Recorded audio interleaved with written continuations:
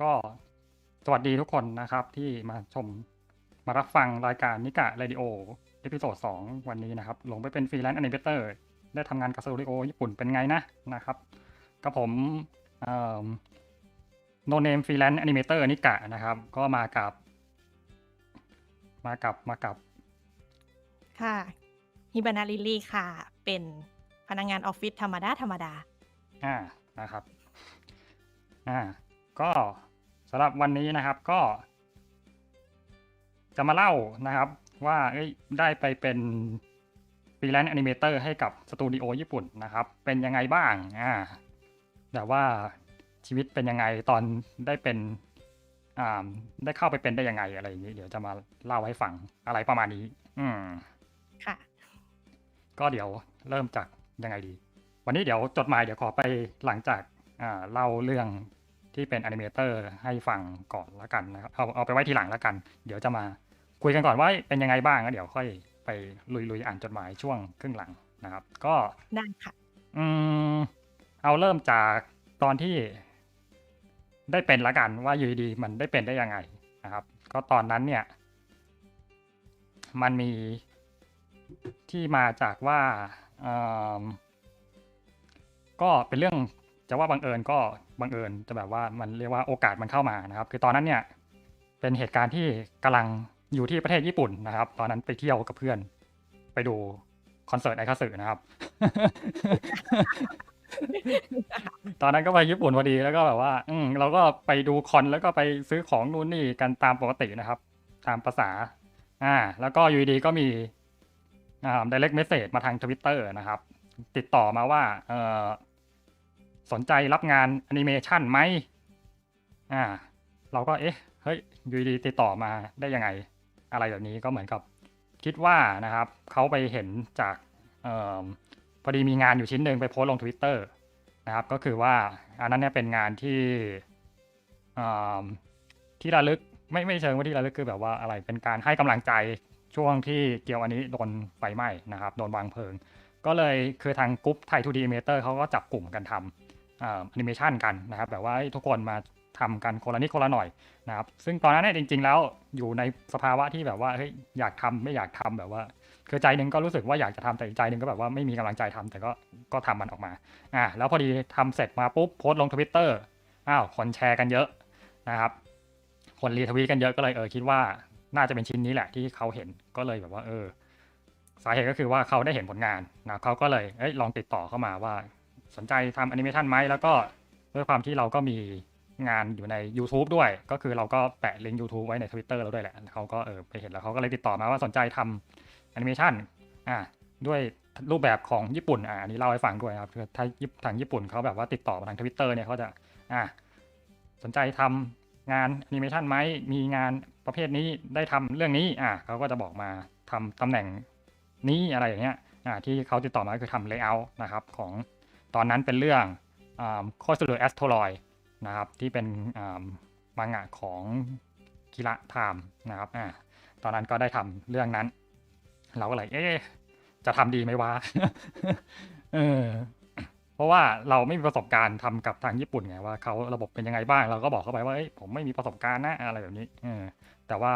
เขาก็บอกว่าก็ไม่เป็นไรเราก็ค่อยๆลองเรียนรู้ไปได้อะไรแบบนี้ก็เลยได้เริ่มทำนะครับแต่ว่าตอนนั้นก็เราก็ยังอยู่ญี่ปุ่นอยู่เลย แต่เราก็บอกไปว่าเราก็สะดวกทำได้อยู่นะก็คือตอนนั้นก็ถามรายละเอียดพวกเรื่องเราจะได้เท่าไหร่ได้งานราคางานเท่าไหร่อะไรอย่างเงี้ยก็คือเราก็ถามเขาด้วยเหมือนกันนะครับเราก็ดูราคาว่า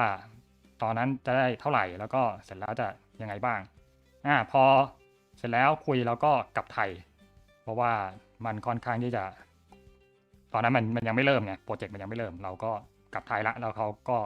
มาคุยเพิ่มเติมอีกก็ปรากฏว่ากว่าจะได้เริ่มแอสโทรอยเนี่ยนะครับมันยังอีกสักพักหนึ่งเขาก็เลยบอกว่างั้นเดี๋ยวให้ทำอีกเรื่องหนึ่งก่อนนะเรื่องนั้นก็คือSing Yesterday for Me คือเรื่องนี้ก็ดังมากนะครับทุกคนน่าจะพอเคยได้ยินของคุณมังงะโดยเคโทเมะนะครับคุณลิลลี่เคยอ่านหรือเปล่าครับเรื่องนี้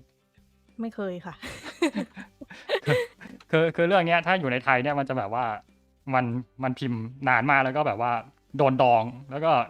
มาพิมพ์แบบว่ามันจะแบบว่าโดนดองนานพอสมควรนะครับแต่ว่าเรื่องนี้ดังมากพอสมควรเลยเหมือนกันก็เลยแบบว่าถ้าเกิดว่าใครสนใจก็ลองไปดูนะครับก็เลยตอนนั้นก็เลยได้ไปทำเรื่องนี้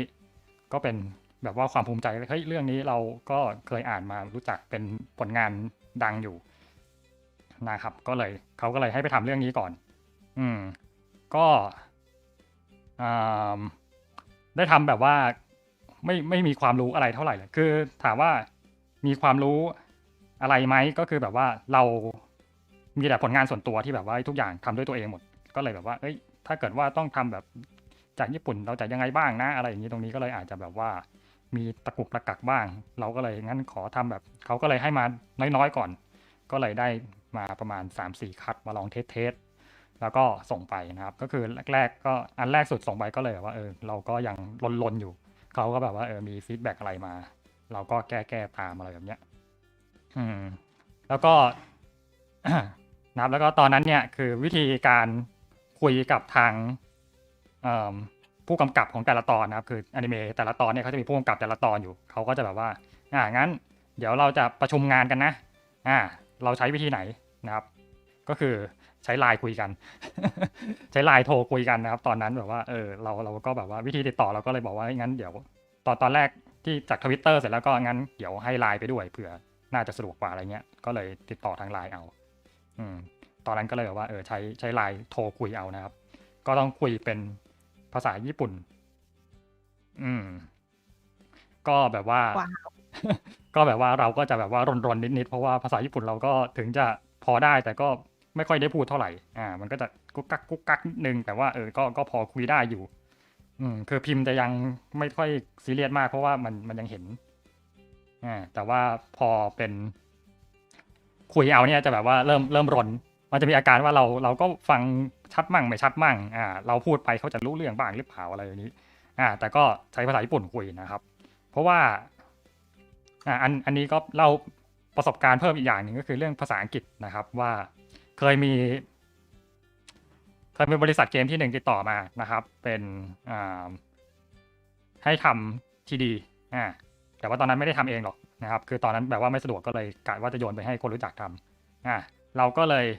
บอกว่าถ้าเกิดเดี๋ยวผมโยนไปให้อีกคนนึงทำนะแต่ว่าคนนั้นเนี่ยภาษาญี่ปุ่นเขาไม่ได้เลยก็เดี๋ยวคุยภาษาอังกฤษเอาละกันนะครับคำตอบที่เขาตอบกลับมาก็คือเโกะเซนเซนเด็กที่ไหนถ้าแปลเป็นไทยก็คือว่าภาษาอังกฤษไม่ได้เลย อันนี้คือแบบว่านี่ขนาดว่าติดต่อคนต่างชาติมาคือแบบว่าเขาอาจจะเห็นว่าเราลงทวิตเตอร์หรืออะไรเป็นภาษาญี่ปุ่นไงเขาก็เลยคิดว่าคนนี้น่าจะได้แต่ว่าถ้าติดต่อคนอื่นเนี่ยก็จบกันอะไรอย่างนี้นะครับนี่ขนาดว่าเป็นฝ่ายติดต่อประสานงานแล้วแบบว่าภาษาอังกฤษเขาก็ไม่ได้เลยอันนี้ก็เลยเป็นความน่ากลัวอย่างหนึ่งของบริษัทญี่ปุ่นนะครับว่าภาษาอังกฤษเขาอ่อนแอกันหลายคน แต่ก็ไม่ใช่ว่าจะอย่างนี้ทุกคนก็คือมีสตูดิโออื่นติดต่อมาเหมือนกันหลังๆก็ไม่หลังเท่าไหร่คือหลังจากทำไปสักพักหนึ่งแล้วเขาก็ติดต่อมาเขาก็พิมพ์ด้วยความที่เขาเห็นว่าเราเป็นคนต่างชาติเขาก็เลย DM มา Twitter แล้ว DM มาเป็นภาษาอังกฤษอะไรแบบนี้ก็แปลว่าจริงๆแล้วเขาก็น่าจะมีแผนกที่เอาไว้คุยกับคนต่างชาติไม่เชิงว่าเป็นแผนกเรียกว่าคนที่เขาน่าจะได้ภาษาอังกฤษเอาไว้คุยกับคนต่างชาติเตรียมไว้แล้ว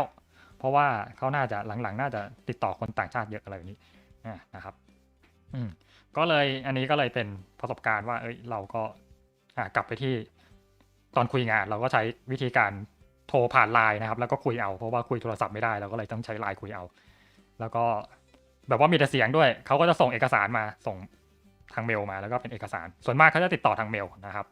แบบว่าถ้ายกเว้นอันไหนรีบๆก็จะใช้ไลน์แต่ถ้าเกิดว่าส่งเอกสารส่งไฟล์อะไรพวกนี้ก็จะเป็นทางเมลเอาทีนี้พอคุยกัน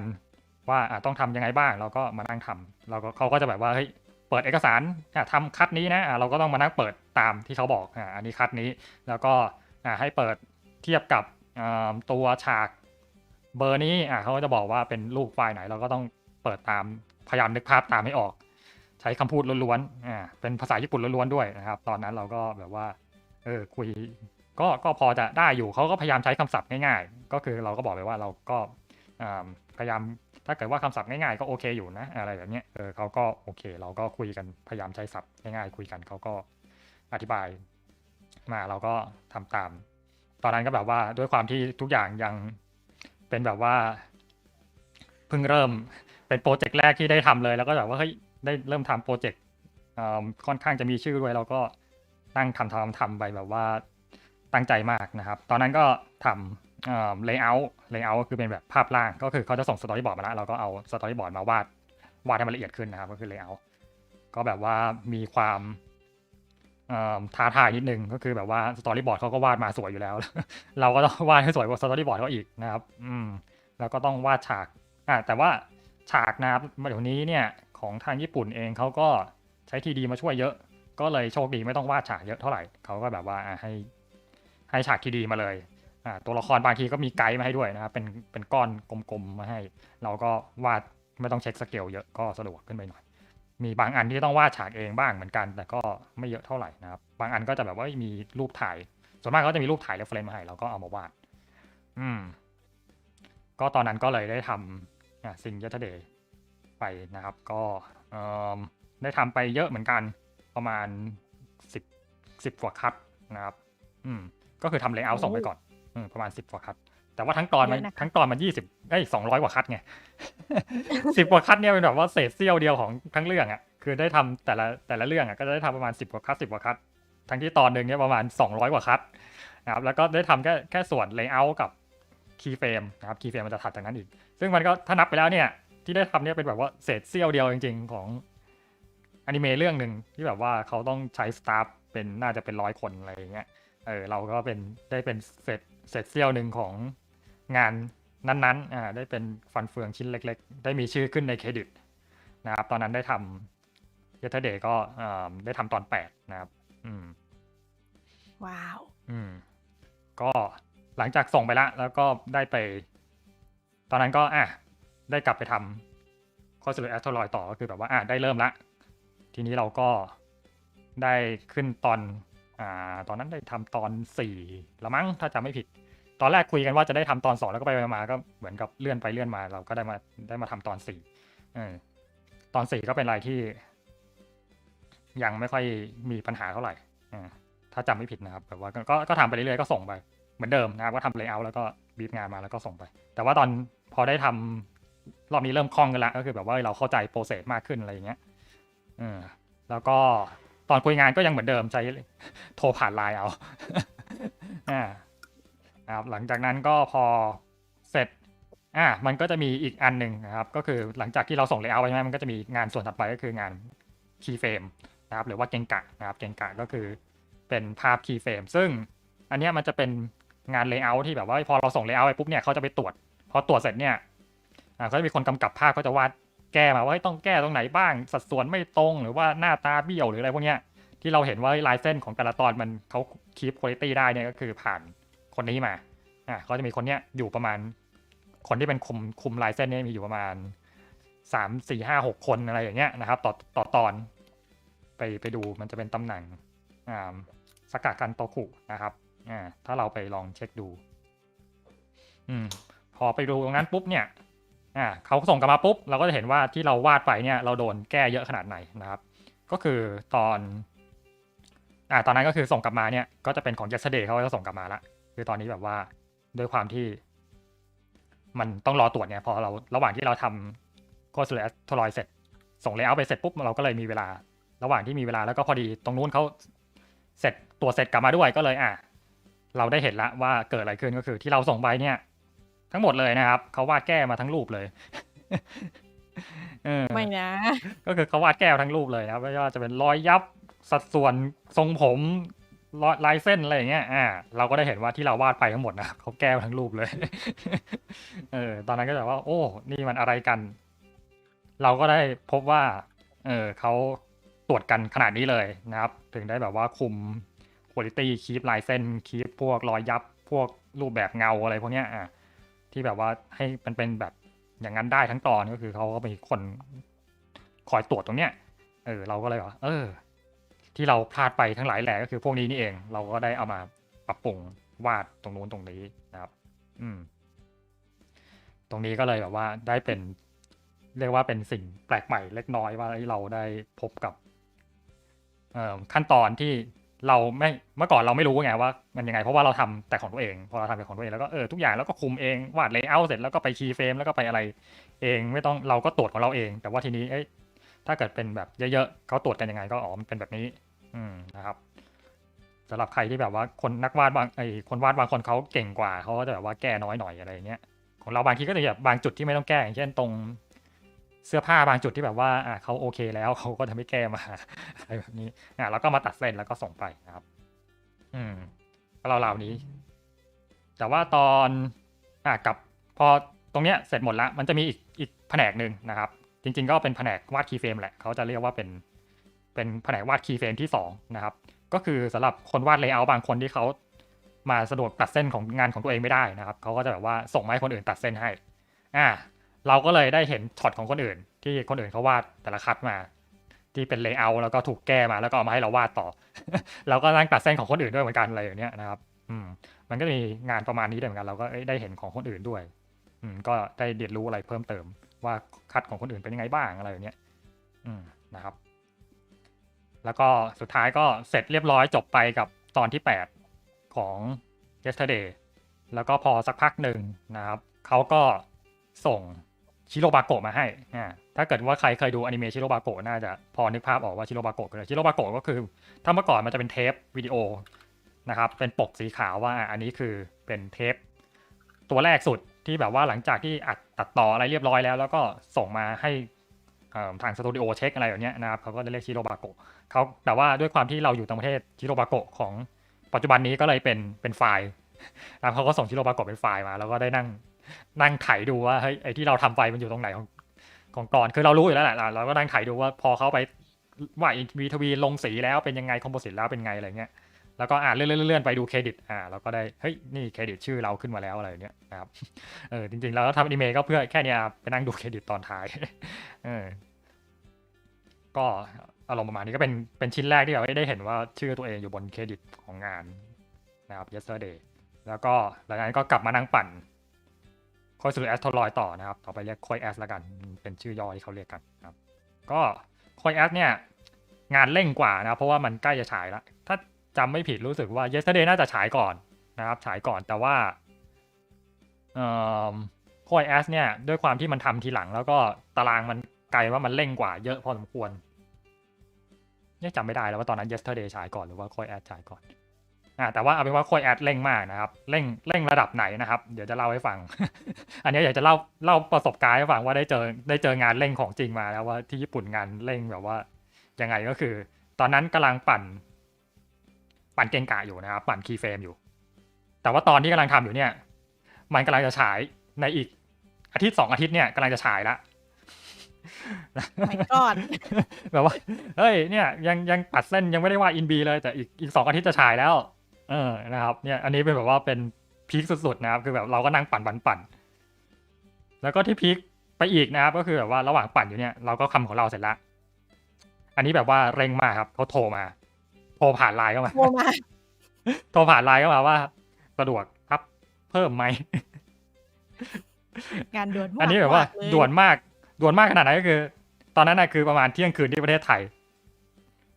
แปลว่าอะไรแปลว่ามันประมาณตี 2ที่ญี่ปุ่น ก็คือเขายังนั่งปั่นงานกันอยู่เลยประมาณตี 2นะครับแล้วก็เราก็เลยส่งมาน่าจะใช่ครับyesterday ฉายที่หลังใช่ไหมแต่ว่านั่นแหละนะครับ ก็คือคอยแอดตอนนั้นแบบว่าเร่งมากเขาก็ส่งมาประมาณว่าน่าจะyesterdayทำเสร็จก่อนนะแล้วก็แต่ว่าคอยแอดเริ่มทีหลังแต่ว่าต้องฉายก่อนก็เลยแบบว่าด่วนมากเขาก็ส่งถามมาว่าอันเนี้ยทำได้ไหมเราก็โอเคอยู่ครับ ถ้าเกิดว่าเอาเดี๋ยวขอเวลาสัก1-2 ชั่วโมงนะเขาบอกว่าโอเคถ้าเกิดว่ารับทำได้ก็โอเคเราก็แบบส่งไฟล์มาแล้วก็นั่งปั่นกันคืนนั้นนะแล้วก็ส่งไปนะครับแบบว่าปั่นกันสุดๆคือแบบช่วงโคยแอสคือเจออะไรแบบนี้ไปหลายตอนนะครับคือแบบว่าเร่งมากนะครับคือโคยแอสมีตอนรีแคปไปตอนหนึ่งเลยก็คือแบบว่าน่าจะไม่แน่ใจว่าเขาน่าจะแพลนไว้ประมาณนึงแล้วแหละว่ามันน่าจะไม่พันก็เลยเตรียมว่าตอนนี้เป็นรีแคปด้วยนะครับแต่ว่าก็นั่นแหละเขาก็มามีอารมณ์แบบนี้มาทีหนึ่งนะครับโยนแบบว่าเร่งด่วน1 ครั้งแบบว่า เที่ยงคืนของไทยแล้วส่งมาจึ๊กนะแล้วก็หลังจากนั้นก็เราเนี่ยแบบว่าตอนทำโคแอดเนี่ยก็ค่อนข้างเร่งแบบว่าเดี๋ยวอีก2อาทิตย์ฉายแล้วอีก2อาทิตย์ฉายแล้วอะไรเงี้ยคือแบบทำแต่โคแอดได้ทำไม่ค่อย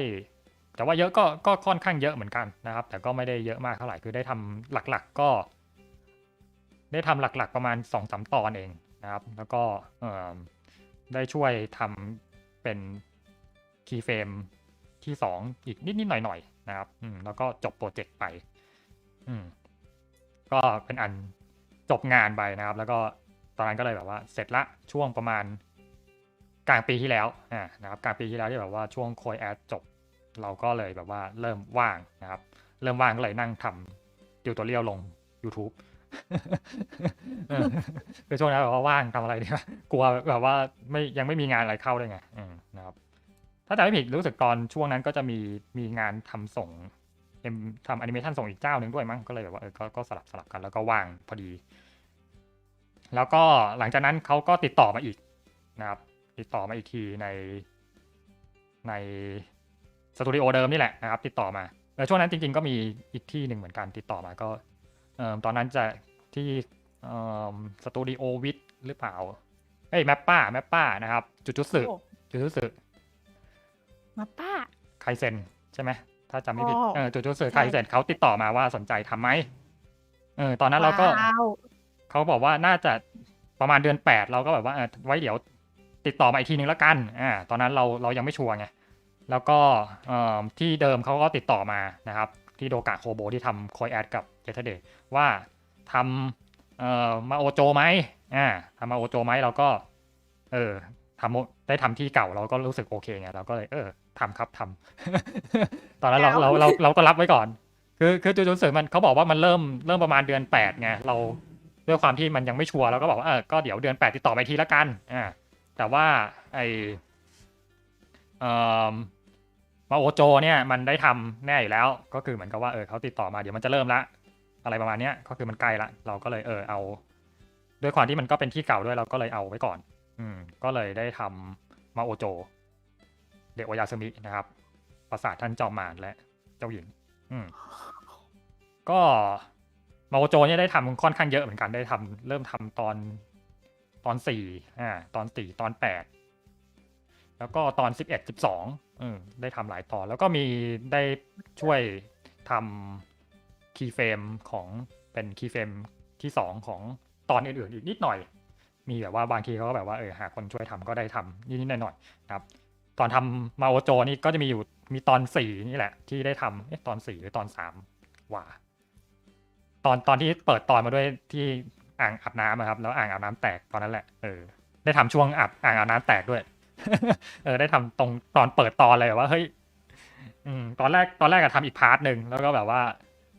เหมือนกับว่าพาร์ทแรกอะคนที่เขาทำอยู่ก็ทำไม่สะดวกทำแล้วหรืออะไรสักอย่างหนึ่งแหละเขาก็เลยโยนมาว่าทำได้ไหม เราก็ทำได้ครับทำได้ เราก็รับมาเลยได้ทำก็เลยได้ทำช่วงเปิดตอนมาอันหนึ่งครับตอนที่มันอ่างอาบน้ำแตกแล้วก็ไปจับไอ้เต่ามาทำกระดองเต่ามาทำอ่างอาบน้ำตอนนั้นแหละนะครับก็เลยได้ทำตรงนั้นไปคือแบบว่ามาโอโจนี่เป็นอะไรที่แบบว่าเป็นได้เรียนรู้อะไรเยอะมากพอสมควรอีกแล้วเหมือนกันนะครับจริงๆแล้วตั้งแต่โคยแอสก็ได้ทำอะไรเยอะแล้วแหละแต่มาโอโจมันแบบว่ามันมีอะไรที่ยังไม่เคยทำที่แบบว่ารอบนี้ได้มาทำเยอะเหมือนกันก็คือแบบอย่างไอตอนอ่างอาบน้ำแตกเนี่ยต้องมาแบบว่าเฮ้ยต้องมาวาดน้ำกระเซ็นอะไรพวกเนี้ยเราก็แบบว่าได้ลองทำอะไรที่ไม่เคยทำน้ำที่มันไหลมาจากตรงก๊อกน้ำอะไรอย่างเงี้ยตรงที่มันแบบว่าน้ำระเบิดออกมาจากตอนที่อ่างแตกอะไรอย่างเงี้ยใช่ครับหลับในปราสาทจอมารนั่นนะครับเจ้าหญิงนะครับก็เป็นช่วงที่ทำอันนั้นนะครับแล้วก็คือได้ทำมีตอนนั้นแหละได้ทำเยอะมากแล้วก็อีกตอน8ก็ตอนที่สู้กับไคเอ็นนะครับไอ้ที่มันเป็นที่มันปล่อยไฟตรงภูเขาไฟแล้วก็ตอน8นี่ไม่ได้วาดเจ้าหญิงเลย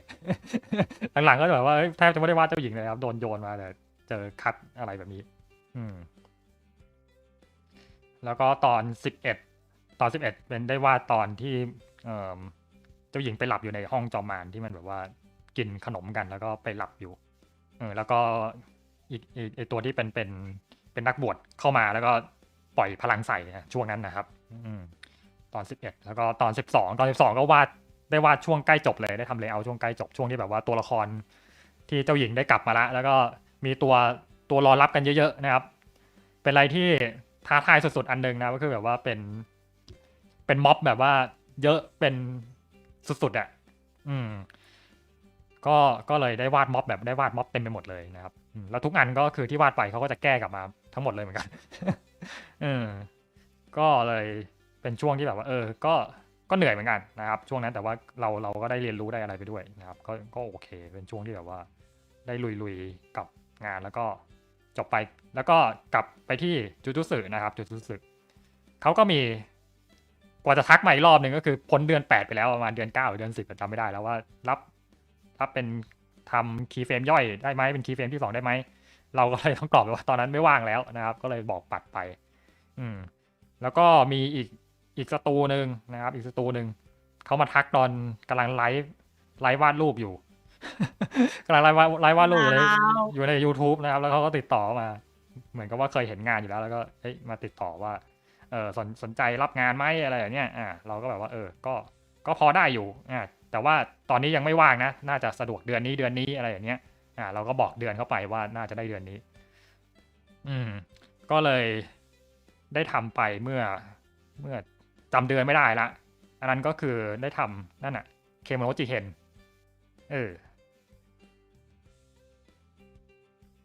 เคมโนจิเฮนได้ทำไปเซี่ยวหนึ่งนะครับทำไป10 กว่าคัดก็เยอะนะคะ10 กว่าคัดก็อย่างที่บอกครับ10 กว่าคัดจาก200 กว่าคัด มันแค่ประมาณ5%เองนะ ก็เยอะแล้วนะคะนะครับก็ตอนนั้นได้ทำเคมโนจิเฮนไปก็เลยแต่กว่าจะได้ฉายก็นั่นแหละเพิ่งฉายปีเนี้ยใช่ไหมเพิ่งฉายปีนี้ใช่ไหมเคมโนจิใช่เพิ่งฉายจบไปนั่นแหละครับเพิ่งฉายจบไปเองก็ทำตั้งแต่ปีที่แล้วแหละก็คือแบบบางเรื่องเขาก็ทำไว้นานแล้วแต่ว่าอย่างไอ้ค่อยสรุปแอสโทรอยกับมาโอโจก็ค่อนข้างเร่งนิดแต่ว่าค่อยสรุปเนี้ยรู้สึกจะเร่งจริงมาโอโจยังรู้สึกว่ายังตอนที่ทำไปแล้วเนี่ยมันยังไม่ฉายไงมันยังไม่ฉายได้แง่ว่าอีกประมาณ2-3 อาทิตย์ถึงจะฉายแต่ว่าเริ่มกำลังตอนที่มันเริ่มฉายไปแล้วอ่ะตอนนั้นทำประมาณช่วงทำตอน8อยู่มั้งที่เริ่มฉายแล้วที่เริ่มฉายแล้วน่าจะทำช่วงตอน8อยู่กับตอน11-12เนี่ยก็คือยังฉายอยู่เริ่มฉายไปแล้วคือเริ่มฉายไปแล้วเริ่มฉายไปหลายตอนละนะครับคือไซเคิลน่าจะทำประมาณเดือนละตอนกว่าเดือนกว่าต่อตอนอะไรประมาณเนี้ย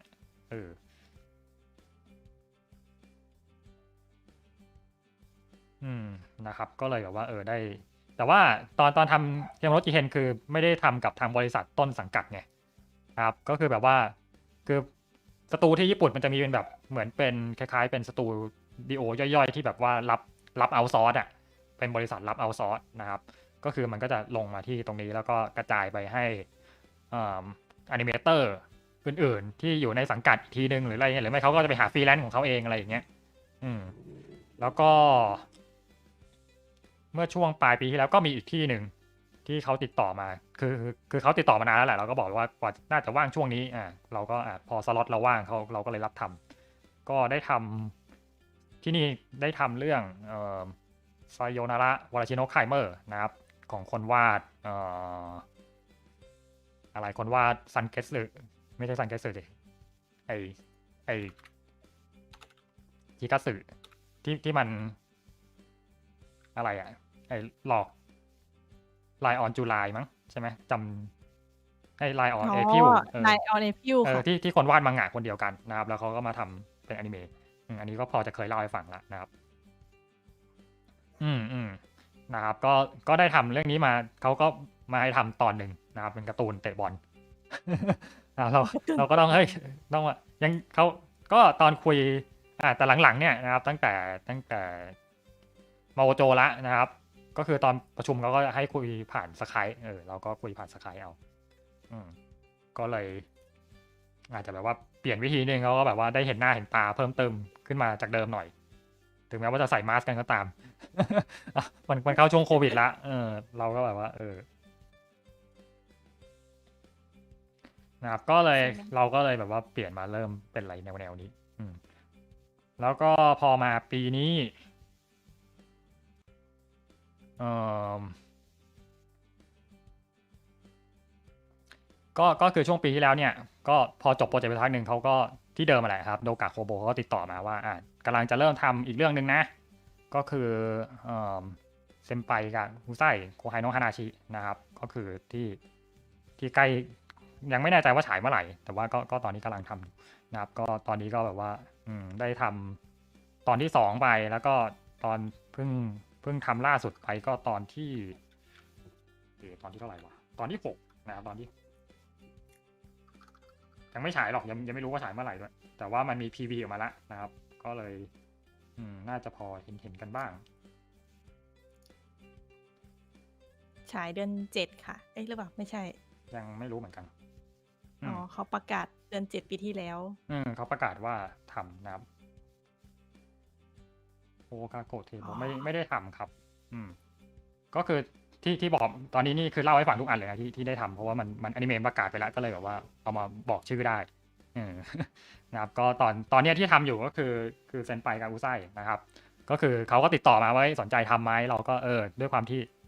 เราโอเคว่าเราทำที่เดิมอยู่แล้วก็จริงๆต้องเล่าย้อนกลับไปนิดหนึ่งตอนที่ไทยทำต้องบอกอธิบายเรื่องเงินให้ฟังด้วยนะครับคือปกติทำอนิเมะของเป็นฟรีแลนซ์เนี่ยเขาจะจ่ายเป็นจำนวนคัดว่าทำคัดหนึ่งให้เท่าไหร่แล้วก็ตัดเส้นเนี่ยให้เท่าไหร่นะครับทำคีย์เฟรมเนี่ยให้เท่าไหร่ก็คืออย่างของโดกะโคโบเนี่ยก็จะให้เลเยอร์ 3,000 เยนแล้วก็ตัดเส้นอีก 2,000 เยนนะครับก็รวมกันคัดหนึ่งก็ได้ 5,000 เยนแต่บางที่ก็จะให้ 2,500 เยน 2,500 เยนนะครับก็คือ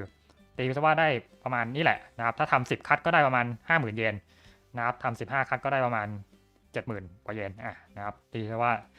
ถ้าเกิดว่าเราทำตอนหนึ่งเดือนหนึ่งนะครับก็ได้ประมาณ 70,000 กว่าเยนแล้วกัน 60,000 เยนแล้วกันราวๆเนี้ยนะครับได้ราวๆ 60,000 เยนทีเนี้ยทำกระโดกะโคโบไปด้วยความที่สิ่งที่เราพยายามทำที่สุดอันหนึ่งก็คือเราพยายามส่งงานตรงเวลาตลอดนะครับทำกระโดกะโคโบนี่คือจะแบบว่าเขาบอกมาว่าเดดไลน์วันไหนเราก็จะแบบว่าทบทวนวันแล้วเราก็จะบอกว่าเดี๋ยวเราจะส่งวันนี้กี่คัดเนี่ยก็คือเราจะทำตามที่เราบอกตลอดแล้วเขาน่าจะเห็นว่าเราพอจะก็ทำงานโอเคอยู่นะถึงแม้ว่าจะเป็นคนต่างประเทศกี้อยู่ประเทศอันห่างกันไกลโพ้น อะไรอย่างนั้นนะครับเขาก็เลยเสนอมาให้ว่าเฮ้ยเดี๋ยวเราจะให้เป็นเงินค่าจองตัวกับคุณนะเดือนละ 50,000 เยนเยอะมากนะครับก็คือแทบจะเท่าตัวจากงานที่ทำเลยก็คือเขาบอกว่าจะให้เพิ่มอีก 50,000 เยนบวกกับงานที่ทำได้ก็คือสมมุติว่าทำได้เดือนนั้นทำได้ประมาณ10กว่าคัดเนี่ยได้ประมาณ 60,000 กว่าเยนแล้วก็ได้เพิ่มอีก 50,000 เยนก็จะได้ประมาณ100,000 กว่าเยนนะครับถามว่าเนี่ยราวๆนี้ก็ถือว่าเกือบจะโอเคกับค่าของชีพที่ญี่ปุ่นแล้วนะครับแต่ถ้าถามว่าได้เยอะไหมก็คนญี่ปุ่นก็ยังบอกว่าทำเซเว่นอาจจะได้เยอะกว่า ถ้าคิดเป็นเงินเดือนแล้วครับหรือไม่ก็ไปเป็นซาลารีแมนเนี่ยก็น่าจะได้ประมาณเดือนละประมาณเกือบ200,000 เยนอะไรอย่างเงี้ย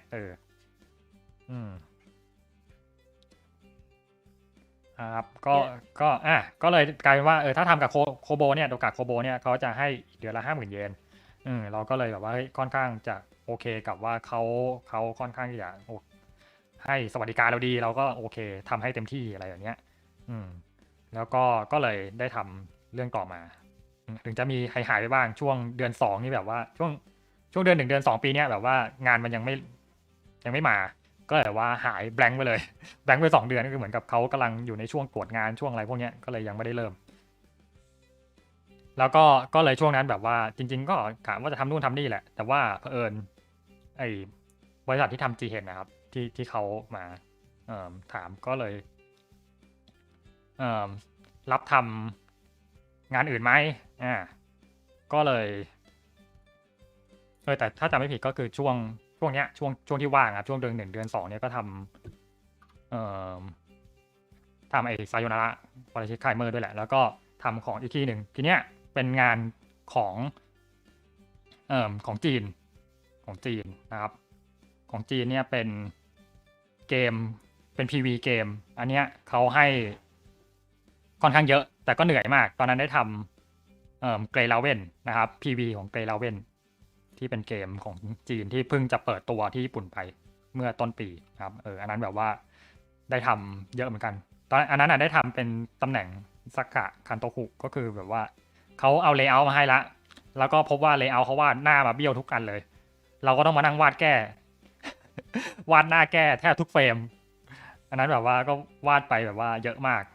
นะครับเซตนั้นก็เลยว่าได้ทำช่วงเนี้ยช่วงเดือน 1 เดือน 2เนี่ยก็เลยนั่งปั่นงานของจีนไว้นะครับก็ถือว่าเป็นความท้าทายอย่างหนึ่งแล้วก็จนปัจจุบันนะครับก็นั่งปั่นอยู่ ตอนนี้ก็เซตที่ทำไปทั้งหมดเนี่ยตอนนี้หมดละตอนนี้ที่ทำอยู่คือนั่งตอนนี้งานที่ยังค้างอยู่ก็คือณวันนี้นะครับคือมีส่งงานพรุ่งนี้อีกชิ้นหนึ่งคือทำคีย์เฟรมของไซโอนาไคเมอร์ที่เขาเพิ่งแก้กลับมาแล้วก็ส่งมาให้ทำงานก็จะราวๆเนี่ยนะครับแบบว่าเราก็ทำส่งเป็นสัปดาห์แย่แล้วฝนตกเสียงเข้าไหมนี่ เข้าค่ะ แย่แล้วอ่ะเดี๋ยวขอ ไม่เป็นย้ายค่ะ เดี๋ยวขอ ม่ ไป ย้าย ปิดหน้าต่างแป๊บนะครับ ระหว่างนี้ฝากคุณลิลลี่คุยกับช่องแชทไปก่อน ได้ค่ะ สวัสดีทุกคนด้วยนะคะ ขอโทษที่ไม่ได้ทักเพราะว่ามันเป็นเรดิโอเนาะมันต้องแบบยังไงอะจำกัดเวลานิดนึงว่าแบบประมาณแบบชั่วโมงครึ่งเนี่ยไม่ให้เกินนี้ ปิดหน้าต่างแล้วเงียบขึ้นเยอะเลย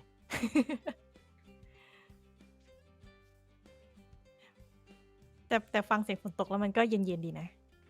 แต่ทางนี้ตอนนี้ยังไม่ตก เมื่อคืนร้อนค่ะ เมื่อคืนร้อนมากเลย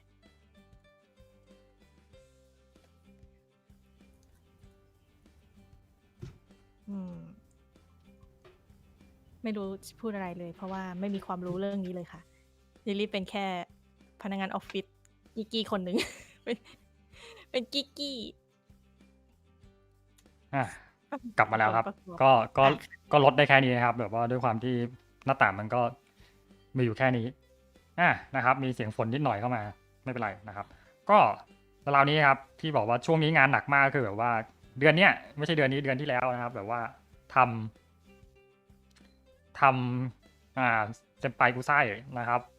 รับมาตอนนั้น16 คัทแล้วก็ทำคีย์เฟรมของเซมไปอุไซตอนที่2ที่เขาตรวจแก้กันมาแล้วก็ส่งมาให้ทำแล้วก็ทำเลเยอร์ของอีกเรื่องหนึ่งอีกประมาณอีก10 คัทของเรื่องของ PA Work นะครับที่กำลังจะฉายในปีนี้จำวันฉายไม่ได้นะครับ พอดีได้มาพอดีก็เลยได้ทำอีกเรื่องหนึ่งแล้วก็ด้วยความที่ระหว่างทำเซมไปอุไซครับของเดือนที่แล้วเนี่ยก็มีเรื่องมาเล่าอีกก็คือทางโดกะโคโบนะครับอีกแผนกหนึ่งกำลังทำอีกเรื่องหนึ่งอยู่เขาก็ติดต่อเข้ามาว่าสะดวกรับทำเลเยอร์ของเรื่องนี้ไหม ก็คือบริษัทเดียวกันนะแต่ว่าติดต่อมาจากอีกคนหนึ่งนะครับก็เลยก็น่าจะทำได้อยู่ถ้าเกิดว่าช่วงนั้นไม่ติดอะไรเราก็เลยบอกว่าคือตอนนี้ทำอุไซอยู่นะน่าจะเสร็จมันต้องส่งช่วงวันนี้มันน่าจะมีตารางราวๆนี้ก็เลยปรึกษากันว่ายังไงบ้างเขาบอกว่าก็น่าจะโอเคไม่มีปัญหาอะไร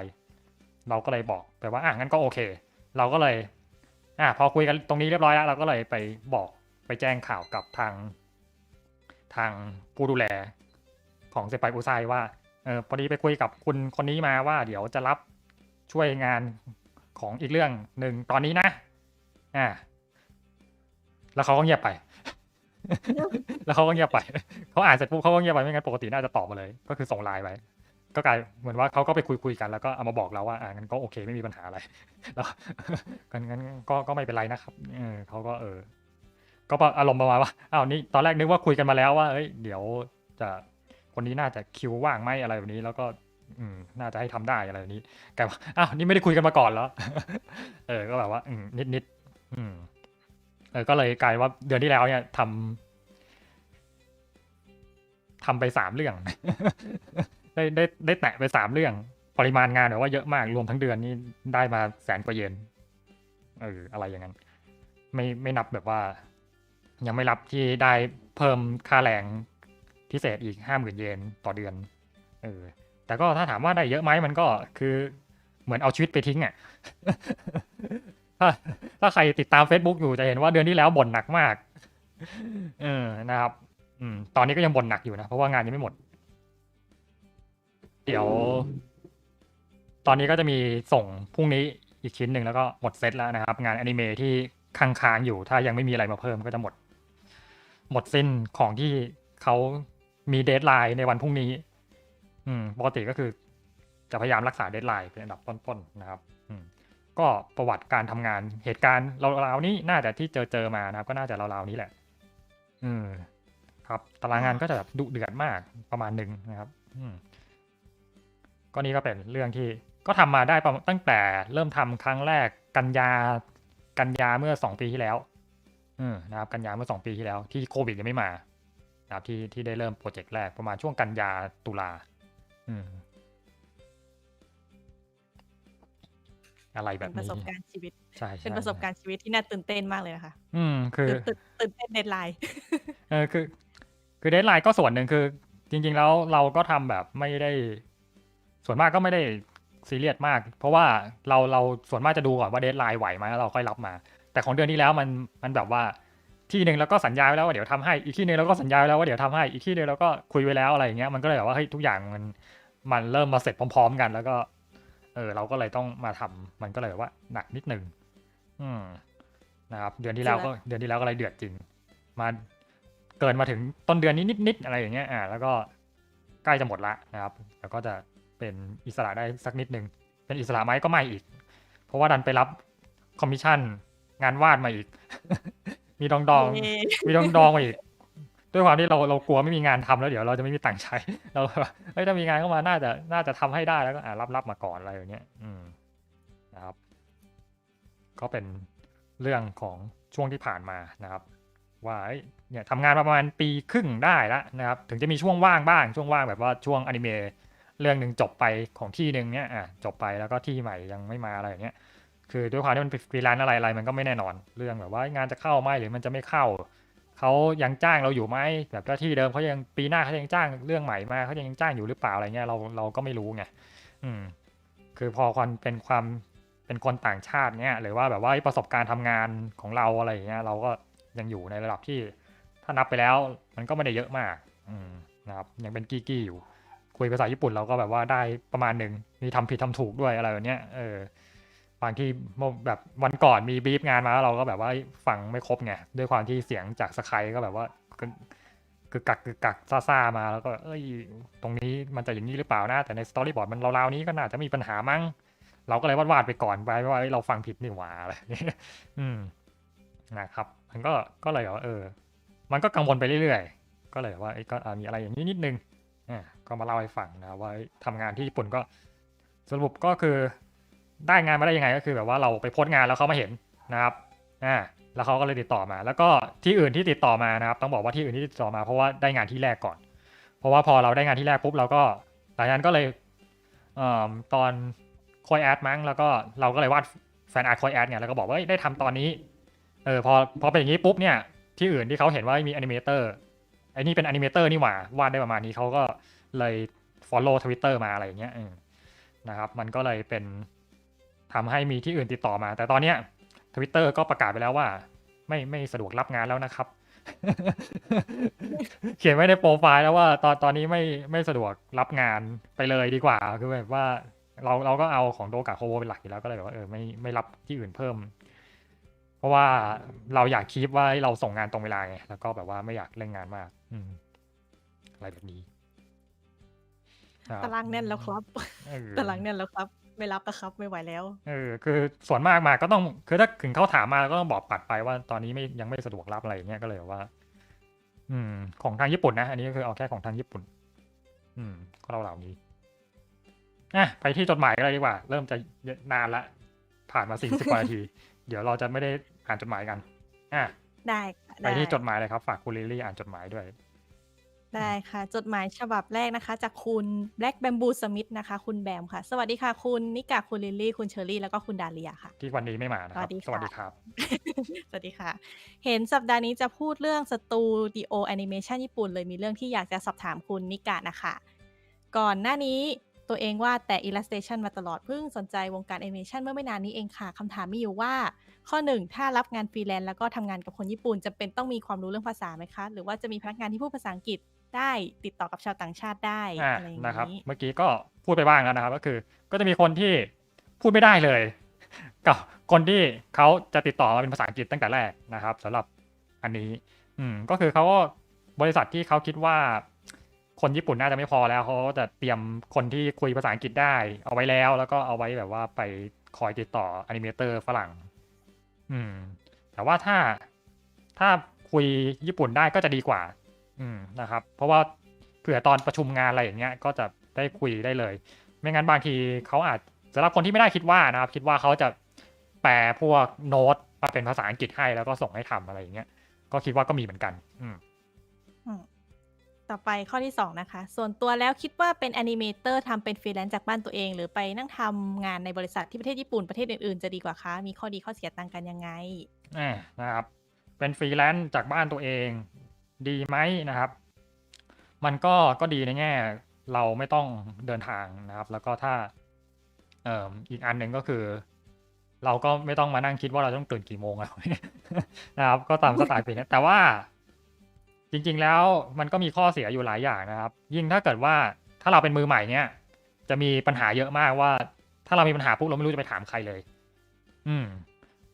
นะครับแบบว่าไอ้ตรงนี้ต้องทำยังไงตรงนี้ควรจะวาดแก้ยังไงตรงนี้ควรจะต้องทำแบบไหน เพราะงั้นการได้อยู่บริษัทนะครับ เรามีคนได้ถามได้ เรามีรุ่นพี่มีอะไรอย่างเงี้ยในกรณีที่ถ้าเกิดเรายังเป็นมือใหม่นะครับ ได้ไปทำที่บริษัทเนี่ยถือว่าเป็นโอกาสที่ดีกว่าเยอะมาก ไม่ว่าจะมีคนนู้นคนนี้ให้ถามมีปัญหาปุ๊บเราถามคนอื่นได้เลย ทันทีไม่ต้องมารอว่าเราตรงนี้ทำไม่ได้ทำยังไงดีต้องส่งเมลไปแล้วต้องรอเขาตอบมาหรืออะไรอย่างเงี้ยหรือว่าต้องคุยกันแล้วจะคุยรู้เรื่องไหมอะไรอย่างนี้อีกนะครับ เพราะงั้นไม่ว่าจะประเทศไหนก็ตามนะครับ เชื่อว่าถ้าเรายังเป็นมือใหม่อยู่ หรือต่อให้เป็นโปรแล้วก็ตามนะครับ สภาวะแวดล้อมในการทำงานในสตูดิโอมันช่วยเราได้เยอะนะครับ จากแบบว่าทุกคนตั้งใจทำงานกัน หรือว่าทุกคนมีไอเดียหรือวิธีการทำงานมาแลกเปลี่ยนกันอะไรอย่างเงี้ยมันช่วยเราได้มากนะครับ กับเทียบกับการทำงานอยู่คนเดียวที่บ้านแล้ว ครับต่อ ผม ไปข้อ 3 นะคะ ข้อ 3 พี่ชอบทำงานกับชาติไหนมากที่สุดระหว่างไทย ญี่ปุ่นหรือประเทศอื่นๆ เพราะอะไรคะ ที่ไทยนะครับที่ไทยเคยทำแค่ที่เดอะมังที่เดียวนะครับที่มังสตูดิโอก็โอเคนะครับ ก็คือแบบคือด้วยความที่เดอะมังค่อนข้างทำงานแบบอินเตอร์หน่อยก็คือแบบว่าคือพี่ที่เขาเป็นเจ้าของเขาเคยไปทำอยู่ที่ฮอลลีวูดแล้วก็ค่อยกลับมาทำที่ไทยนะครับก็เลยว่าเขาก็ทำงานค่อนข้างโปรระดับหนึ่งมันก็แบบว่าเลยวิธีการทำงานหรืออะไรเงี้ยก็พยายามเซตให้มันเป็นแบบโปรอ่ะเราก็แบบว่าการทำงานการอะไรอย่างเงี้ยถึงแม้ว่างานมันจะหนักจะอะไรหน่อยแต่มันก็โอเคนะครับได้เรียนรู้เยอะด้วยคือตอนนั้นได้ทำเดอะมังเนี่ยต้องบอกว่าเป็นอะไรที่ถ้าไม่ได้ทำที่เดอะมังก็อาจจะไม่ได้เรียนรู้เยอะขนาดนี้นะครับคืออันนั้นเรียกว่าเป็นความโชคดีแล้วกันถ้าทำที่อื่นไม่รู้ว่าจะเป็นอย่างนี้หรือเปล่านะครับส่วนที่ญี่ปุ่นก็คือที่ทำอยู่ตอนนี้นะครับ ก็เท่าที่ทำมายังมีปัญหาอะไรนะครับทำกับญี่ปุ่นก็โอเคดี อาจจะมีแค่ว่าเรื่องเงินมันวิธีการอะไรมันอาจจะการโอนเงินหรืออาจจะยุ่งยากนิดนึงนะครับ ก็กับเรื่องภาษานี่แหละด้วยความที่ถ้าเราภาษาแบบกึ่งกลางๆอย่างกับผมที่ตีซะว่าเราN 3 ครึ่งแล้วกันN 3 ครึ่งคือแบบว่าN 3นี่ได้เกือบเต็มแต่ว่า N 2นี่ก็แบบว่าเกือบตกอะไรอย่างเงี้ยมันก็ประมาณ N 3 ครึ่งแล้วกันนะก็คุยรู้เรื่องแต่ก็ยังไม่แม่นมากบางทีเราก็แบบว่าตรงนี้จะชัวร์ไหมหรือไม่ชัวร์หรืออะไรอย่างเงี้ยนะครับแล้วก็ด้วยความที่พอทำแล้วเราก็จะเซลล์ ST เราก็จะต่ำลงเรื่อยๆแต่ว่าเราก็จะเห็นที่เขาแก้มาหรืออะไรอย่างเงี้ยเราก็แบบไอ้ที่เราวาดมามันมีอะไรไม่เวิร์กอยู่เรื่อยๆอะไรแบบเนี้ยนะครับมันก็จะแบบมีบรรยากาศอย่างนี้อยู่นิดนึงว่าเราก็กับความกดดันมันสูงนะครับเราก็แบบเดี๋ยวอนิเมะเรื่องนี้มันจะต้องไปฉายให้คนดูเป็นพันเป็นหมื่นคนหน้าอะไรอย่างเงี้ยมันก็แบบกดดันนิดนึงแล้วส่วนที่เราทำถึงมันจะไม่ได้เยอะมากเถอะแต่ถ้าเกิดเราไม่ทำมันก็จะไม่มีไปฉายไงอะไรแบบนั้นนะครับแต่ตอนทำที่เดอะมังก็คล้ายๆกันแหละนะครับคือไม่เสร็จก็ต้องเสร็จอะตอนช่วงเดดไลน์นะครับมันก็ฟิลเดียวกันนะครับสำหรับญี่ปุ่นก็เลยแบบว่าไม่เท่าที่ทำมายังไม่เจอปัญหาอะไรเป็นพิเศษนะครับก็ยัง ถือว่าเป็นความโชคดีของเราที่ยังไม่เจอปัญหาอะไร เท่าที่คุยแบบว่าคุยกันมาส่งแบบว่าส่งงานมาแล้วก็ส่งข้อมูลอะไรไปอะไรเงี้ยถ้ามีปัญหาอะไรเขาก็แจ้งมาอะไรอย่างเงี้ยก็ยังไม่ค่อยมีปัญหาอะไรนะครับ แล้วก็ประเทศอื่นๆก็จะมี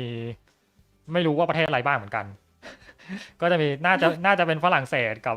อ่าอเมริกาหรือเปล่าอันนี้ไม่แน่ใจเพราะว่าเขาส่งมาเป็นภาษาอังกฤษไงเราก็ไม่รู้ว่าเขาคนประเทศอะไรจากออสเตรเลียหรืออะไรอย่างเงี้ยรู้สึกเหมือนจะอยู่ออสเตรเลียก็คือเป็นทำฟรีแลนซ์นะครับทำฟรีแลนซ์เป็นรับมาทั้งโปรเจกต์เลยเขาบอกว่าช่วยทำ MV ให้หน่อยอะไรอย่างเงี้ยเราก็ดีลงานกันก็รับทำอยู่นะครับก็โอเคนะครับคือด้วยความที่รับทำทั้งโปรเจกต์มันก็จะมีความกดดันอีกแบบนึงแต่ว่ามันก็จะเป็นสไตล์ว่าเขาอยากให้เราทำเราก็เลยจะแบบว่าก็ทำตามใจได้ประมาณนึงแล้วก็เอ่อคุยกันส่วนมากเขาก็จะโอเคกับเรานะครับมันก็ความกดดันก็จะคนละแบบข้อดีก็คือว่าเราไม่ต้องซีเรียสตรงนั้นมากเท่าไหร่ว่ามันจะต้องเราจะต้องไปกดดันว่าคุณภาพเราต้องได้เท่าญี่ปุ่นขนาดนั้นอะไรอย่างเงี้ยเราก็ทำตามคุณภาพของเราก็เลยแบบว่าคนละแบบกันจะถามว่าชอบชาติไหนที่สุดเนี่ยก็พูดยากนะครับถ้าเอาความสะดวกก็สะดวกใจก็อาจจะทำกับประเทศอื่นๆที่ไหนก็ได้มั้งนะครับที่คุยรู้เรื่องเออ คือที่ญี่ปุ่นตอนนี้มันก็โอเคแต่มันก็กดดันนะครับมันติดที่ว่ามันยังกดดันตัวเองอยู่เราก็เลยว่าค่อนข้างที่จะ อยากทำไหมก็ยังอยากทำอยู่แต่ว่ามันก็มันก็ยังกดดันอยู่นะครับส่วนประเทศอื่นๆเราไม่ค่อยซีเรียสมากเพราะว่าเขาส่งมาเขาก็ไม่ค่อยอะไรกับเราส่วนในไทยนี่ก็ตอนนี้ไม่ได้รับงานแอนิเมชันจากในไทยเท่าไหร่แล้วก็ด้วยความที่เรทแอนิเมชันในไทยมันน่าจะค่อนข้างต่ำด้วยก็เลยว่าไม่ค่อยอยากจะรับเท่าไหร่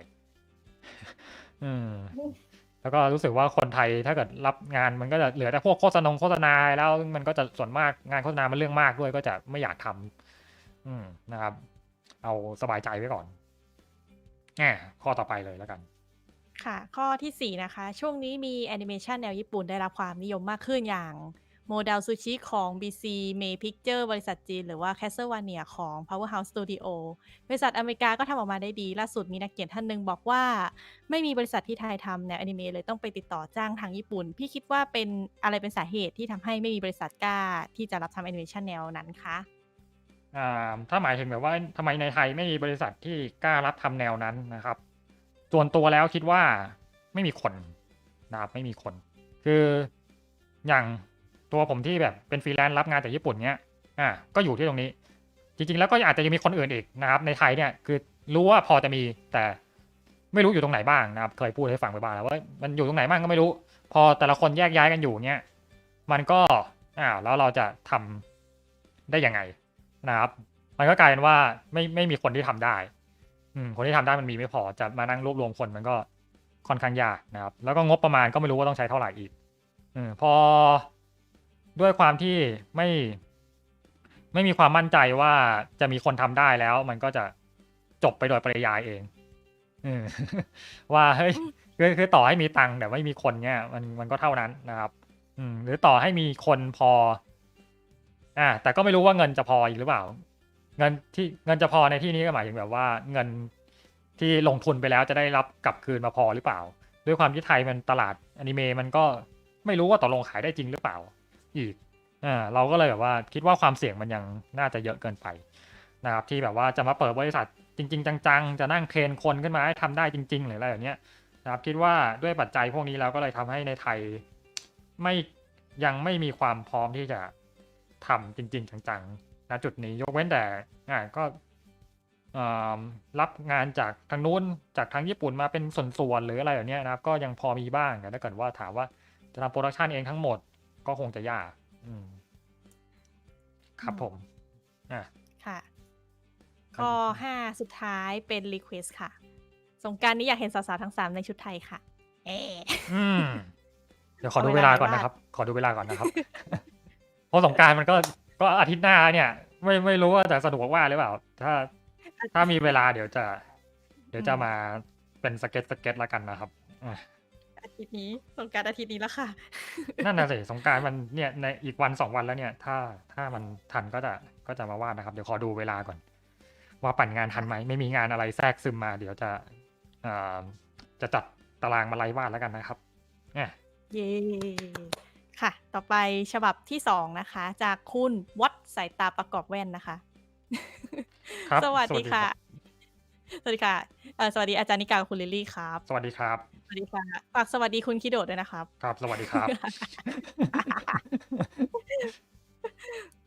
ตอนแรกคิดไม่ออกว่าอาทิตย์นี้จะส่งจดหมายอะไรดี แต่พอนึก Radio Name ได้คำถามก็ตามมาเลยครับ เป็นคำถามที่จะถามเกี่ยวกับคุณคิโดะและคุณลิลลี่ เห็นว่าทั้งคู่เป็นหนุ่มแว่นสาวแว่น อยากจะถามว่าแว่นนั่นเป็นแว่นสายตาสั้นยาว หรือว่าที่จริงเป็นแว่นกรองแสงกันแน่ครับ? ครับ เดี๋ยวขอไปถามคุณคิโดะก่อนนะครับ คุณลิลลี่ตอบก่อนเลย เป็นแว่นสายตาสั้นนะคะ เพราะว่าเป็นคนสายตาสั้นค่อนข้างเยอะเลยทีเดียว ถอดแว่นก็คือตาบอดค่ะ มองอะไรไม่เห็นเลย แล้วของคุณคิโดะล่ะคะ? ครับ ไปถามคุณคิโดะมาแล้วนะครับ คุณคิโดะก็เป็นแว่นสายตานะครับ บวกกรองแสงด้วย สายตาสั้นเหมือนกันนะครับ สั้นเยอะด้วย อีกแล้วนะครับ เป็นพวก อ้าว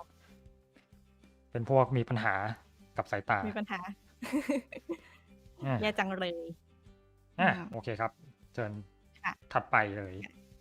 จดหมายฉบับถัดไปนะคะ จากคุณเตียงนอนมหัศจรรย์กับคนนอนอยู่นะคะ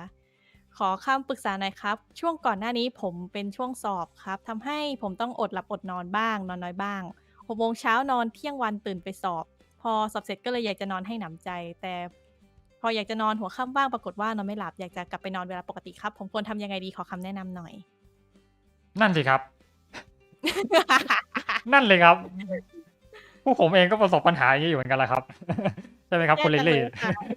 ใช่ เราเป็นคนมีปัญหากับการนอนน่ะ ใช่ นอกจากปัญหากับสายตาแล้วยังมีปัญหากับการนอนอีกนะครับ คือเคยแบบว่า เคยวนกลับไปให้ตื่นเช้าได้อยู่นะ ตื่นเช้าแล้วกลับมานอนเร็วได้อยู่ช่วงหนึ่ง แล้วก็กลับมาเจ๊งบ้งเหมือนเดิม ตอนนี้เลยยอมแพ้ไปแล้ว นะครับ ถ้าจะต้องใช้ตัวช่วย อย่างพวกชาแคโมไมล์ อะไรอย่างเงี้ยค่ะ พวกที่กินแล้วหลับสบาย คือ อาจจะช่วยได้บ้าง ถ้าถามว่าอันดับแรกคือเขาต้องหักดิบก่อนครับ ต้องตื่นเช้าก่อน ต่อให้ง่วงแค่ไหนก็ต้องตื่นเช้าให้ได้ก่อนนะครับ แล้วมันจะเริ่มปรากฏการณ์ว่ากลางคืนมันก็จะง่วงเอง คือถ้าเกิดว่าเรายังตื่นสายอยู่อย่างเงี้ย กลางคืนยังไงก็ไม่ง่วง คิดว่านะ เพราะงั้นเนี่ยอย่างน้อยต้องตื่นเช้าให้ได้ก่อนนะครับ ตอนกลางคืนมันจะแบบว่าจะยังนอนไม่หลับไปสักคืน 2 คืน เดี๋ยวสุดท้ายมันก็จะต้องนอนเร็วได้เองแหละ แต่ถ้าเกิดว่าเรายังไม่ตื่นเช้าเนี่ย ยังไงก็คิดว่านอนเร็วไม่ได้นะครับ ด้วยความที่เราก็ยังแบบว่าเราไม่จำเป็นต้องตื่นเช้าไง เราก็เลยตื่นเที่ยง แล้วก็เลยเถิดมาเรื่อยๆ แต่เดี๋ยวคุณลิลลี่ที่ตอนนี้ต้องตื่นเช้าไปทำงานแล้ว เดี๋ยวก็น่าจะปรับ ค่อยๆ ปรับได้เอง ล่าสุดก็ 1:00 นะคะ แล้วก็ตื่น 6 โมงไปทำงาน นั่นแหละ ก็คุณลิลลี่มัวแต่เป็นนักล่าอยู่นี่นะ แย่จังเลยอะ ยังปรับเวลานอนไม่ได้เลยอะ แล้วก็ไปง่วงที่ทำงานนะคะ อย่าหาทำนะ นั่นแหละครับ ก็คิดว่าเริ่มจากตื่นเช้าให้ได้ก่อนครับ แล้วก็ทนไปจนเดี๋ยวมันจะแบบว่ากลางคืนมันจะทนไม่ไหวแล้วเราก็นอนเองนะครับ คิดว่ามัน ใช่ค่ะ เริ่มจากตื่นเช้าก่อนครับ แล้วเดี๋ยวมันจะบีบเราเอง ไปที่ท่านถัดไปเลยครับ ค่ะ จดหมายฉบับถัดไปนะคะ จากคุณโมโน 2307 ค่ะ Hi สงสัยว่า Hi Hi มาเฉยๆเลย สงสัยว่าปรับตัวยังไงตอนที่ร่วมทำงานกับที่ญี่ปุ่นครับ ต้องได้ญี่ปุ่นถึงขั้นไหน งานต้องประมาณไหนเหรอครับ?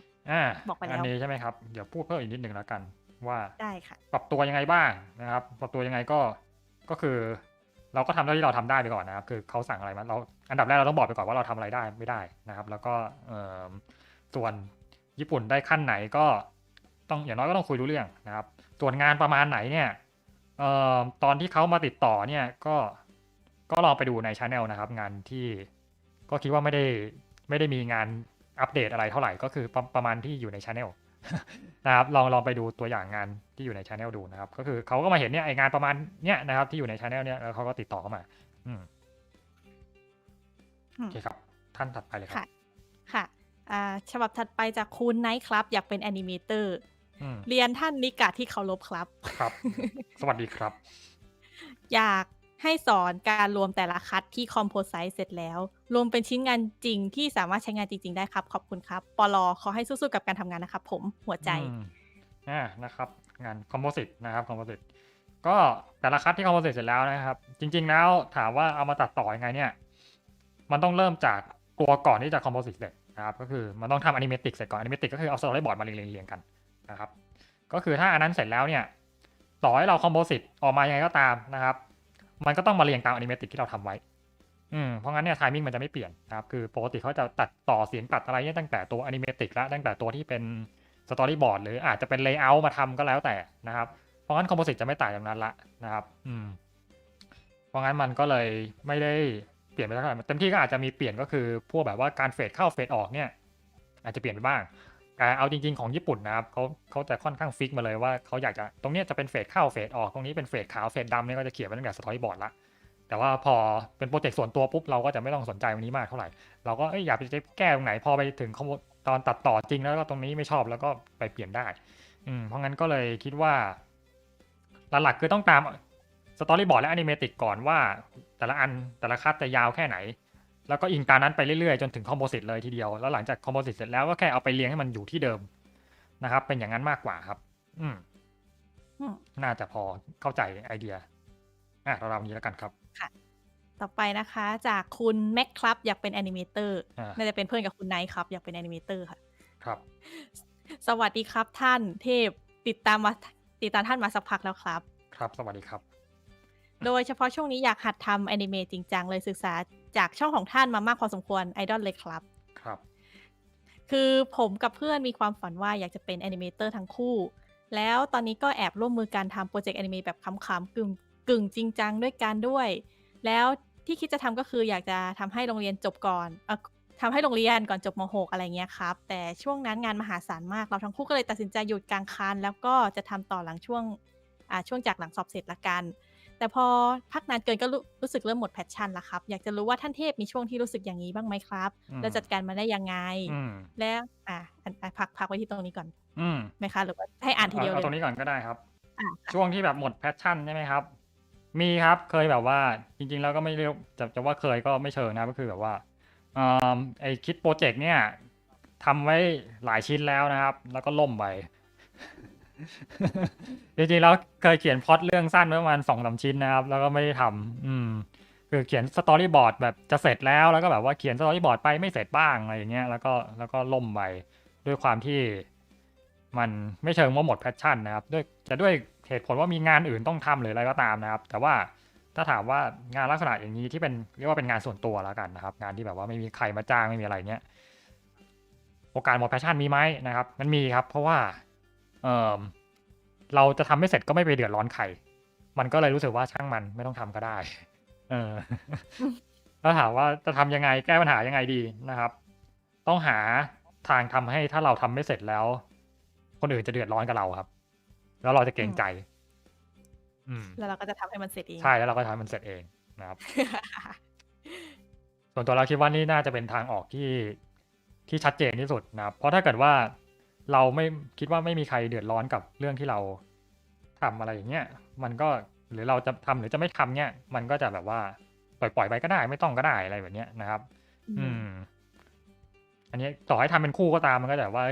ถ้าทั้งคู่แบบว่าคิดว่ามันยังไงก็ได้มันก็จะจบที่แบบนั้นนะครับคืออย่างไปทำอนิเมะส่งญี่ปุ่นเนี่ยถ้าเกิดเราไม่ส่งไปทางสตูดิโอก็ทำต่อไม่ได้ต่อให้เราไม่เอาตังค์ก็เถอะใช่ไหมแต่ว่าคนที่เขารอทำต่อคนที่นู่นนี่ทางโปรดักชันก็จะยังไงอะไรเงี้ยเราก็รู้สึกว่าเดี๋ยวถ้าเราไม่ส่งเขาก็จะเดือดร้อนหรือสมัยทำอยู่ที่สตูดิโอที่ไทย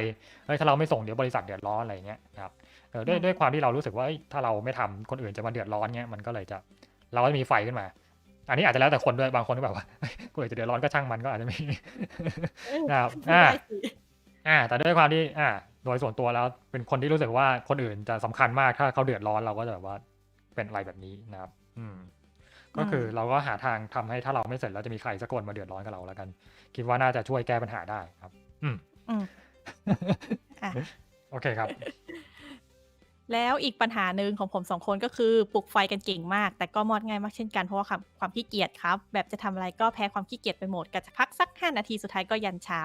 รู้ว่าถ้าพักจะเลยเถิดแต่ก็แพ้ให้มันอยู่ดีมีวิธีจัดการความขี้เกียจขั้นเด็ดขาดไหมครับมันก็จะไปคาบเกี่ยวกับเมื่อกี้ครับแล้วก็อีกอย่างหนึ่งคือเราต้องกำหนดเดดไลน์นะครับ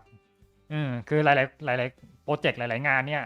โดยเฉพาะงานของตัวเองเนี่ยถ้าเราไม่มีเดดไลน์นะครับหรือเราแบบว่าเดดไลน์เลื่อนได้นะครับเดดไลน์เลื่อนได้ปุ๊บเนี่ยทุกอย่างมันจะไหลไปเรื่อยๆครับไม่มีวันจบสิ้น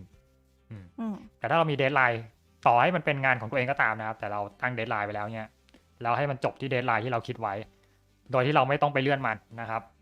เราต้องใจแข็งไม่ไปเลื่อนมันอย่างน้อยเนี่ยมันก็จะทำให้เราทำเสร็จได้นะครับคือก็ต่อให้เราบอกว่าเอาไปขัดกับไอ้ข้อเมื่อกี้ด้วยก็ได้นะครับต่อให้ไม่ทำให้คนอื่นเดือดร้อนเนี่ยถ้าเราตั้งเดดไลน์ไว้แล้วเนี่ยเราพยายามทำให้มันได้มันโดยที่บอกว่าถ้าเราไม่ทำไม่แบบว่าตั้งกฎไว้ให้ตัวเองเลยก็ได้ครับถ้าเราทำไม่ทันเดดไลน์เราจะหักเงินตัวเองอะไรอย่างเงี้ยก็แล้วแต่อะไรอย่างนี้นะครับ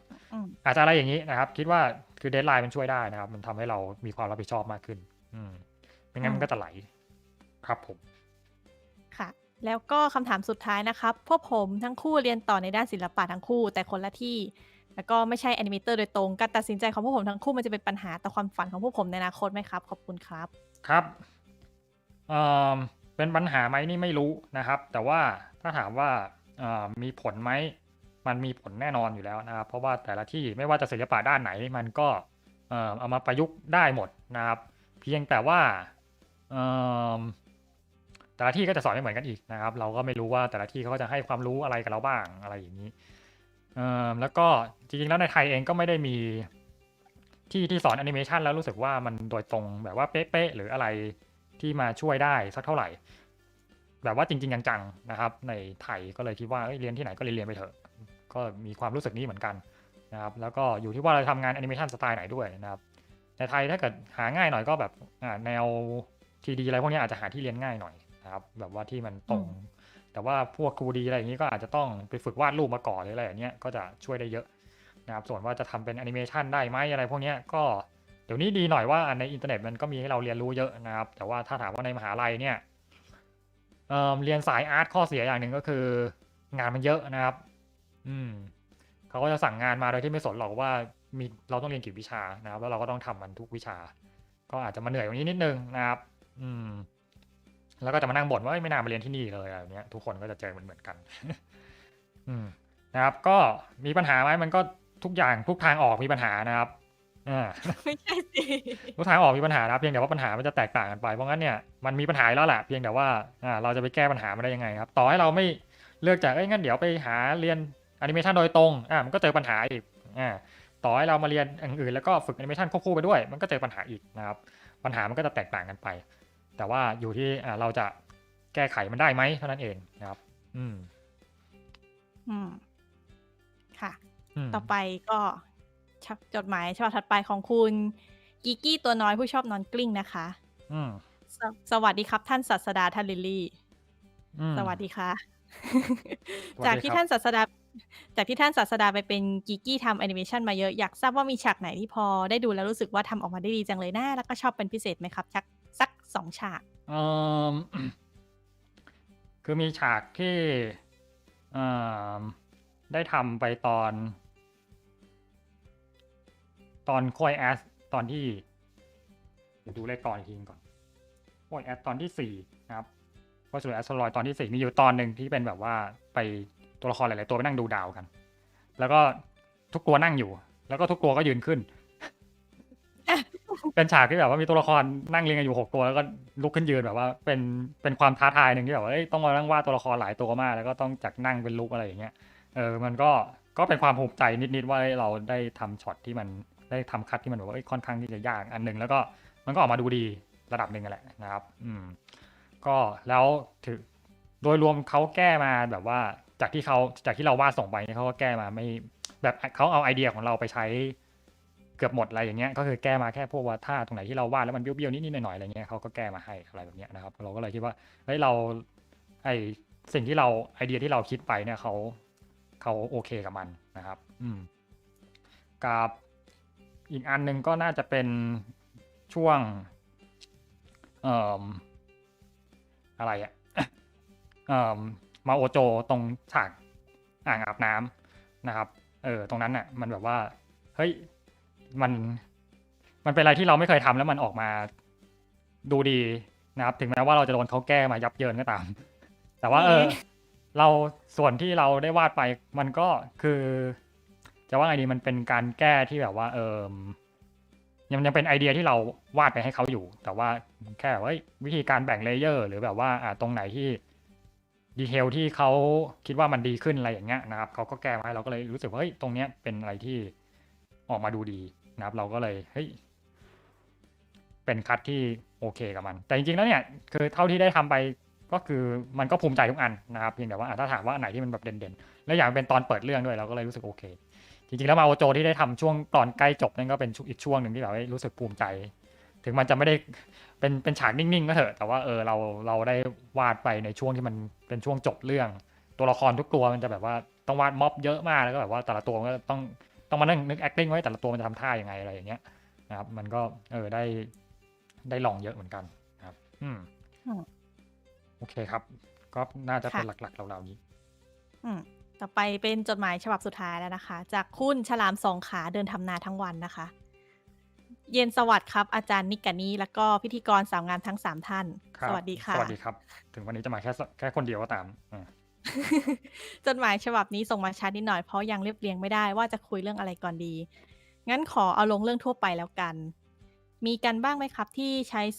ที่ทำงานใช้สมาธิมากๆ แล้วไม่อยากทำอะไรอย่างอื่นนอกจากสิ่งที่ทำอยู่ตรงหน้า รู้สึกว่าการนอนการกินข้าวหรือกิจกรรมอื่นเป็นเรื่องที่เสียเวลา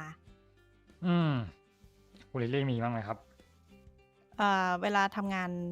แบบใช้สมาธิเยอะๆค่ะเราจะไม่ชอบลุกไปเข้าห้องน้ำค่ะ ชอบอั้นไม่ดี ใช่ ไม่ดีเลย เป็นเหมือนกันเลยนะครับ เป็นอย่างนั้นเหมือนกัน อ้าว แล้วแบบการนอนและการกินข้าวเสียเวลาก็รู้สึกเหมือนกันนะคือแบบบางทีแบบนั่งทำอยู่แบบอยากจะทานมันเสร็จไปก่อนแล้วค่อยไปกินอะไรอย่างเงี้ยแบบทำไมเราต้องหิวด้วยนะ ก็เลยผอมแห้งแรงน้อยอยู่อย่างนี้ทำไม เราต้องง่วง ทำไมต้องง่วงด้วย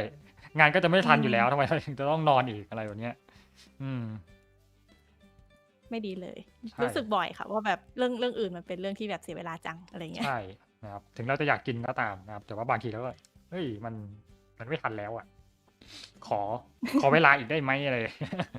ทำไมเราต้องไปนอนด้วยงานยังไม่เสร็จเลยอะไรอย่างเงี้ยจริงๆแล้วไม่ใช่เรื่องของสมาธิเป็นเรื่องของเดดไลน์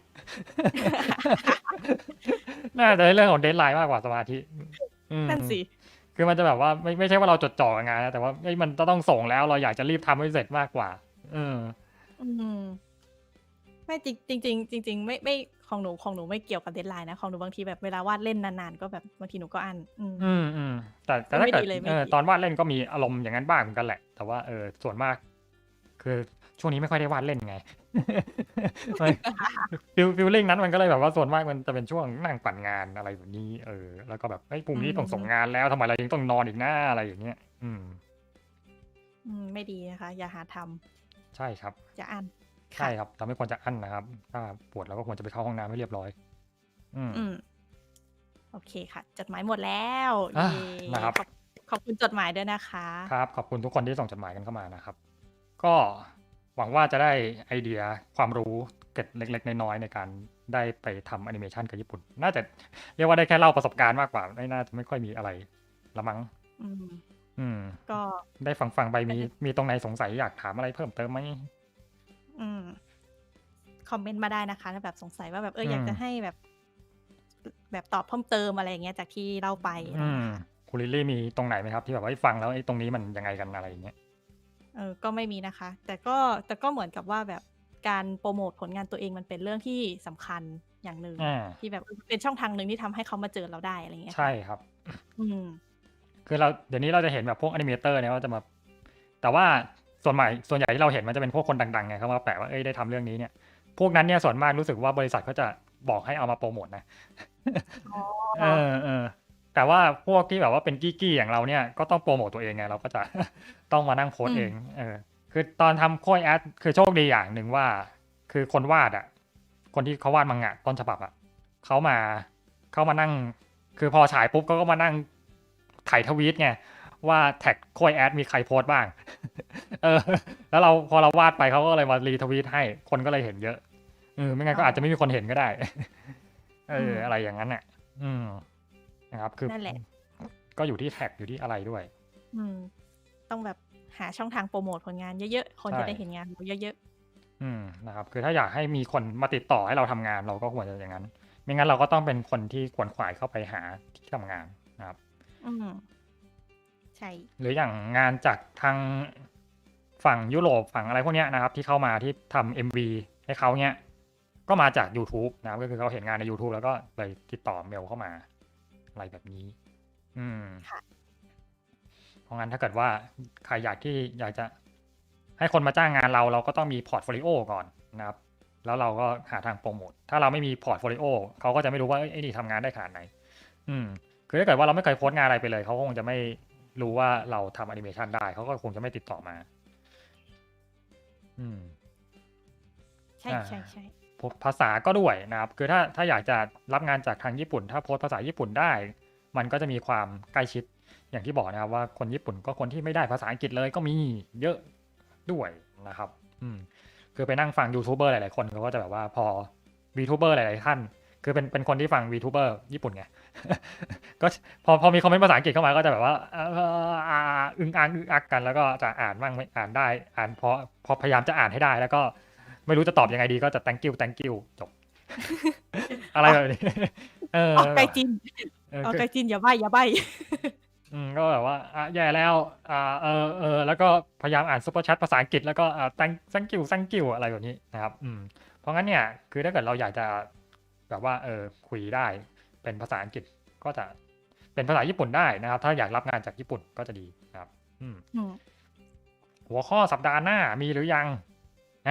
เราได้เตรียมกันมาเรียบร้อยแล้วนะครับ มีหัวข้อสัปดาห์หน้าแล้วเดี๋ยวบอกชื่อตอนก่อนตอนหน้านะครับเอพิโซด3นอกเวลางานก็ทำแต่เรื่องแบบนี้ นะครับก็คือเดี๋ยวจะมาคุยกันว่าระหว่างที่เราไม่ทำงานเนี่ยนั่งทำอะไรกันบ้างนะครับ แต่ละคนแล้วก็แบบก็จะรับจดหมายของทุกๆคนกันมานะครับแบบว่าช่วงที่แบบว่าไม่ได้ทำงานหรือไม่อะไรเนี่ยทุกคนทำอะไรกันบ้างก็อยากจะให้ส่งกันเข้ามาคุยกันนะครับแบบว่าเล่าประสบการณ์ช่วงว่างงานว่าถ้าเรา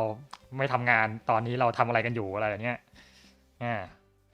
นั่งต้มมาม่าหรือเปล่าหรือว่าออกไปเที่ยวหรือนั่งเล่นเกมหรืออะไรอย่างเงี้ยนะครับ ก็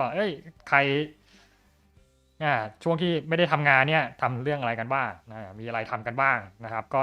มาเล่าสู่กันฟังนะครับเดี๋ยวเราก็จะมานั่งคุยกันว่าเราจะทำอะไรกันนะครับสำหรับอาทิตย์หน้าก็กลับมาเรื่องเบาๆบ้างนะครับอาทิตย์นี้รู้สึกเรื่องมีสาระเกินไป อ้าว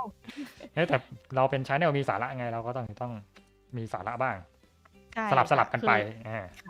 คือหนูไล่สาระมาเยอะแล้วเอาสาระใส่ลงไปบ้าง อาทิตย์หน้าก็จะเป็นเรื่องเบาๆลงนิดนึงนะครับแบบว่าช่วงพักช่วงอะไรเนี้ยแต่ละคนมีวิธีพักยังไง ให้มีสาระเราจะมาเล่ากันแบบว่าเดี๋ยวเราจะใส่สาระเข้าไปให้กับเรื่องไร้สาระอะไรนี้นะครับ ก็เดี๋ยวค่อยตั้งตู้จดหมายของอาทิตย์หน้าไว้อีกทีหนึ่งแล้วกันนะครับ อาทิตย์หน้าก็น่าจะสนุกสนานกันน่าจะมาครบนะครับ เดี๋ยวไปตาม2คนนั้นเห็นว่าพอดีอาทิตย์นี้ติดธุระก็เลยมาไม่ได้อาทิตย์หน้าน่าจะโอเคอยู่นะครับอาทิตย์นี้ก็น่าจะราวๆนี้มีใครมีอะไรอยากถามเพิ่มอีกไหมครับ เกี่ยวกับประสบการณ์ที่ไปทำมาหรือแบบเรื่องที่พูดไปแล้วหรือแบบว่าตรงไหนที่แบบว่าอาจจะลืมพูดก็เลยแบบว่าอยากจะถามเพิ่มขึ้นมาก็ถามมาได้เลยนะครับจะได้แบบว่าลองเอามาคุยพูดให้ฟังดูติ๊กตัก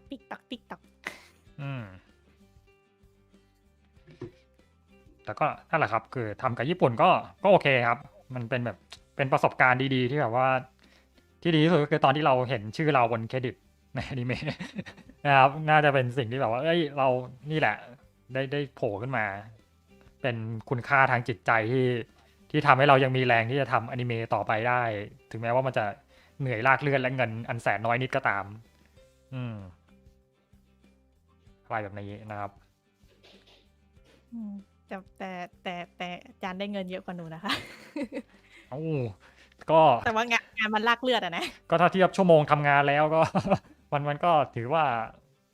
ถ้าเทียบกับงานอื่นแล้วทำอย่างอื่นน่าจะได้เยอะกว่าหรือเปล่าอะไรแบบนี้ไงอะไรแบบนั้นแหละค่ะจัดการเรื่องภาษีกันยังไงครับผมลองศึกษาแล้วไม่เข้าใจเลยนั่นเลยครับจริงๆผมก็ไม่แน่ใจเหมือนกันก็เลยยังเลี่ยงภาษีอยู่อาจารย์คือก็ไม่รู้อ่ะคือเขาโอนเงินมาเข้าธนาคารไทยแล้วเราก็ปล่อยไปอย่างนั้นแล้วกันนั่นตอนยื่นภาษีพอดีก็ยื่นนะแต่ว่ามันยื่นของ ทำงานที่อื่นน่ะก็เลยแบบว่าไอ้เงินที่เข้าของบัญชีไทยก็แบบว่าก็ไม่รู้จะยังไงดี เราก็ไม่มีหลักฐานอะไรก็ปล่อยไปแล้วกัอ๋นอเออือมแต่ยื่นของที่เป็นอาจารย์คาโดไงเราก็มีอืมมีใบกำกับภาษีของตรงนั้นอยู่ว่าหักภาษีหน้าที่จ่ายก็ส่งแค่ของคาโดไปแล้วกันนะของญี่ปุ่นได้มาก็ได้มาไม่ค่อยเยอะเท่าไหร่หรอกเราก็ไม่รู้ว่าเขาอืมาตรวจบัญชีมเราหรือเปล่าเราก็เลยคงไม่เป็นไรมั้งอะไรอย่างเงี้ย อ๋อ ก็เดี๋ยวโดนย้อนหลังแล้วค่อยว่ากัน เดี๋อืยวมค่ะไม่แต่ว่าถ้าแบบกรณีที่แบบทำงานจากข้างนอกอะมันก็พูดยากอะเนาะอืมเรื่องภาษีแบบที่รับมาจากบริษัทต่างชาติแบบโออืมนเข้ามาอยู่ๆก็มีรายได้เข้ามาจากบัญชีต่างประเทศอะไรอย่างเงี้ยอืมอืมเราก็ไม่รู้เหมือนกันว่าเขาจะมานั่งตรวจสอบบัญชีคนที่แบบว่าไม่ค่อยจะมีรายได้แน่นอนอย่างเราหรือเปล่า กลายว่าไอ้นี่ค้ายาหรือเปล่าวะอะไรแบบนี้หรือเปล่า เอ๊ะ นะครับส่วนของทางอเมริกาเนี่ยนะครับเอ่อของทางญี่ปุ่นเขาไม่ได้หักภาษีตรงนั้นให้นะครับ ก็เลยแบบว่าไม่แน่ใจเหมือนกัน อืมอืมส่วนของหนูก็ไม่ถึงเกณฑ์ให้หักภาษีก็อืมยื่นแค่ว่าแบบฉันทำงานบริษัทนี้ฉันได้เงินเดือนเท่านี้นะจบ อืม แค่นี้แหละอืมเพราะว่ามันไม่ถึงจุดที่ต้องโดนหักเพราะว่าเงินไม่ถึงอือืมมเป็นคือคนเบี้ยน้อยหอยน้อย คือของญี่ปุ่นรู้สึกว่าเขาจะให้เราใส่เลขภาษีเกินขึ้นไปเพื่อจะได้บวกไปจากภาษีของญี่ปุ่นนะครับก็เลยแบบว่าไม่แน่ใจว่าตกลงยังไงเหมือนกันแต่อันนั้นก็ช่างมันละกัน ส่วนเอ่อของอเมริกาเนี่ยนะครับก็ไม่ใช่อเมริกาของที่อื่นที่เขาจ่ายมาทาง PayPal เนี่ยจะไม่ไปยุ่งกับมันเลยเพราะว่าเงินมันยังกองอยู่ใน PayPal พูดตามตรงว่ายังไม่เคยเอาเงินจาก PayPal เข้าบัญชีไทยเลย อืม หรือไม่ก็น่าจะเคยครั้งเดียวแล้วก็ไม่เคยเอาเข้าเลยทุกอย่างเงินที่ได้จากต่างประเทศที่เป็นเงิน US ดอลลาร์ก็จะยังกองอยู่ใน PayPal แล้วก็เอาไปซื้อเพชรกาชา ใช่ เร็วมากเออมีเงินใน PayPal ไว้ซื้อเพชรกาชาใช่ถูกต้องค่ะอะไรอย่างนั้นเราก็เลยแบบว่าเงินมันก็จะกองอยู่ในนั้นไม่ได้เข้าไทยแล้วก็รู้สึกว่าตรงนี้ก็คงจะไม่ต้องไปเสียภาษีหรอกเพราะว่าเงินมันยังดองอยู่ใน PayPal ไม่มีใครรู้ทางประเทศไทยก็คงจะไปนั่งคุยว่าไอ้นี่มีบัญชี PayPal มีเงินอยู่เท่าไหร่มีรายได้ยังไงเราก็เลยแบบว่าหลอกหนีภาษีไป ไม่นะ อืสิงคุม กจังเลย PayPal มันคิดแค่เอ่อค่าแปลงค่าเงินนะครับเอใช่อเรทเงินค่ะคือมันจะคิดแค่เรทเงินมันค่อนข้างสูงแต่ว่าถ้าโอนเข้าไทยเยอะพอมันจะไม่ต้องจ่ายค่าโอนจะคิดแค่มันค่าแปลงอืค่าเงิมนอืมใช่ค่ะเพราะงั้นมันเหมือนเมื่อก่อน5,000 บาทอืมคือถ้าเกิดว่าไม่เกินห้าถ้าเกิดว่าไม่เกิน5,000ก็จะคิดค่าโอนแต่ถ้าเกิดว่าเกินใช่ก็จะไม่ต้องนะครับเพราะงั้นอืมก็เลยไม่ค่อยมีปัญหาเท่าไหร่อืม ใช่กับมีอีกบอหนึ่งก็คือฝากน้องคนหนึ่งที่เขาอยู่ญี่ปุ่นให้ไปรับตังค์ให้เขาบอกว่าถ้าไปรับเป็นเงินสดเนี่ยไม่ต้องหักภาษีนะไม่อืมเชิงไม่ต้องหักภาษีก็คือไม่ต้องหักไม่ต้องเสียค่าโอนแล้วก็อืม ด้วยความที่เราเป็นคนต่างชาติก็ไม่ต้องหักภาษีอยู่แล้วก็เลยให้ไปรับเงินสดให้แล้วก็ฝากกองอย่างนั้นก่อนนะ อ่ะ ก็เลยมีเงินกองอยู่ในบัญชีฝากน้องคนหนึ่งอยู่ประมาณ100,000 กว่าเยน โห ให้ให้แบบว่าฝากเก็บไว้ให้ก่อนนะอะไรแบบนี้ อืมอะไรแบบที่นี้แหละแท้อาจารย์ที่แท้อาจารย์มีเงินซุกไว้ตรงนั้นตรงนี้ใช่เยอะใช่ใช่ เลย เราก็ซุกไว้ตรงนู้นตรงนี้ไปก่อนเงินในไทยก็เลยแบอืบว่าก็มก็มีบ้างไม่มีบ้างอะไรแบบนี้แต่ของโดกาโคโบเนี่ยเขาจะโอนเข้าบัญชีธนาคารที่ไทยเลย ก็เลยแบบว่าอาจจะโดนหักเยอะนิดนึงอืม อืมอะไรแบบนั้นแหละครับ ก็เรื่องเงินก็ค่ะเรื่องเงินทองก็ยังสับสนโอลหม่านอยู่เหมือนกันว่าภาษีจะยังไงมันจะยังไงบ้าง แต่เราก็ช่างมันละกันเพราะว่ารายได้อื่นเราก็น่าจะไม่โดนละมั้งอะไรอย่างเงี้ยอืมถ้าสามสาวว่างแต่อาจารย์ติดธุระคุณลิลลี่จะมาเปิดรายการเรดิโอเองไหมครับ ก็อันนี้ยังไม่แน่นะครับ ก็อาจจะโยนแต่มาให้ใครสักคนหนึ่งเป็นคนเปิดรายการให้ แต่มันชื่อนิการเรดิโอนะคะ เฮ้ยไม่เป็นไรก็เป็นตอนพิเศษไปอะไรอย่างเงี้ยก็เดี๋ยว อ๋ออาจจะดูสถานการณ์อีกทีว่าจะสัปดาห์นั้นจะงดไปหรือเปล่าถ้าเกิดว่าไม่ว่างจริงๆอะไรอย่างเงี้ยหรือว่าจะฝากใครอืมมาครับแต่ด้วยความแล้วที่จริงๆแล้วนิกาน่าจะเป็นคนที่ว่างที่สุดใน ในการอยู่บ้านแล้วในแง่การอยู่บ้านแล้วก็คิดว่าน่าจะเป็นนิกะก็เลยคิดว่าไม่น่าจะมีปัญหาเรื่องวันอาทิตย์จะไม่ว่างมาอะไรแบบเนี้ย อื นะครับ ม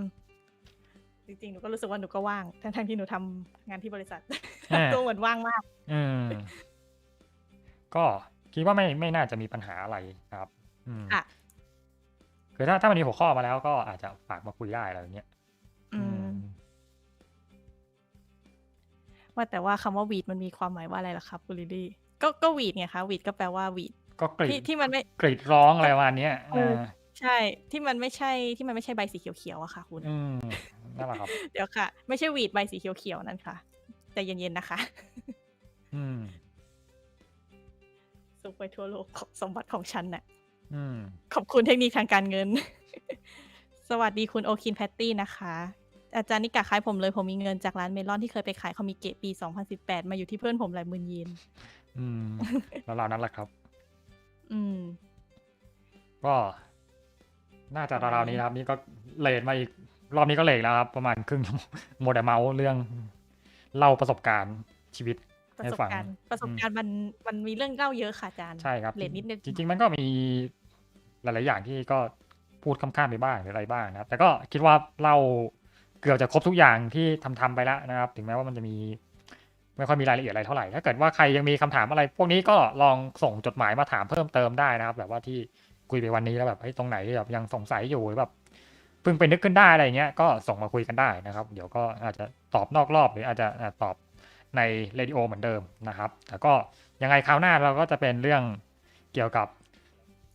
ตอนที่เราอยู่นอกเวลาเนี่ยเราทำอะไรกันบ้างอะไรอย่างเงี้ยนะครับ ก็มาพูดคุยแลกเปลี่ยนวิธีการพักผ่อนแล้วกันเรียกว่าอะไรอย่างนั้นนะครับ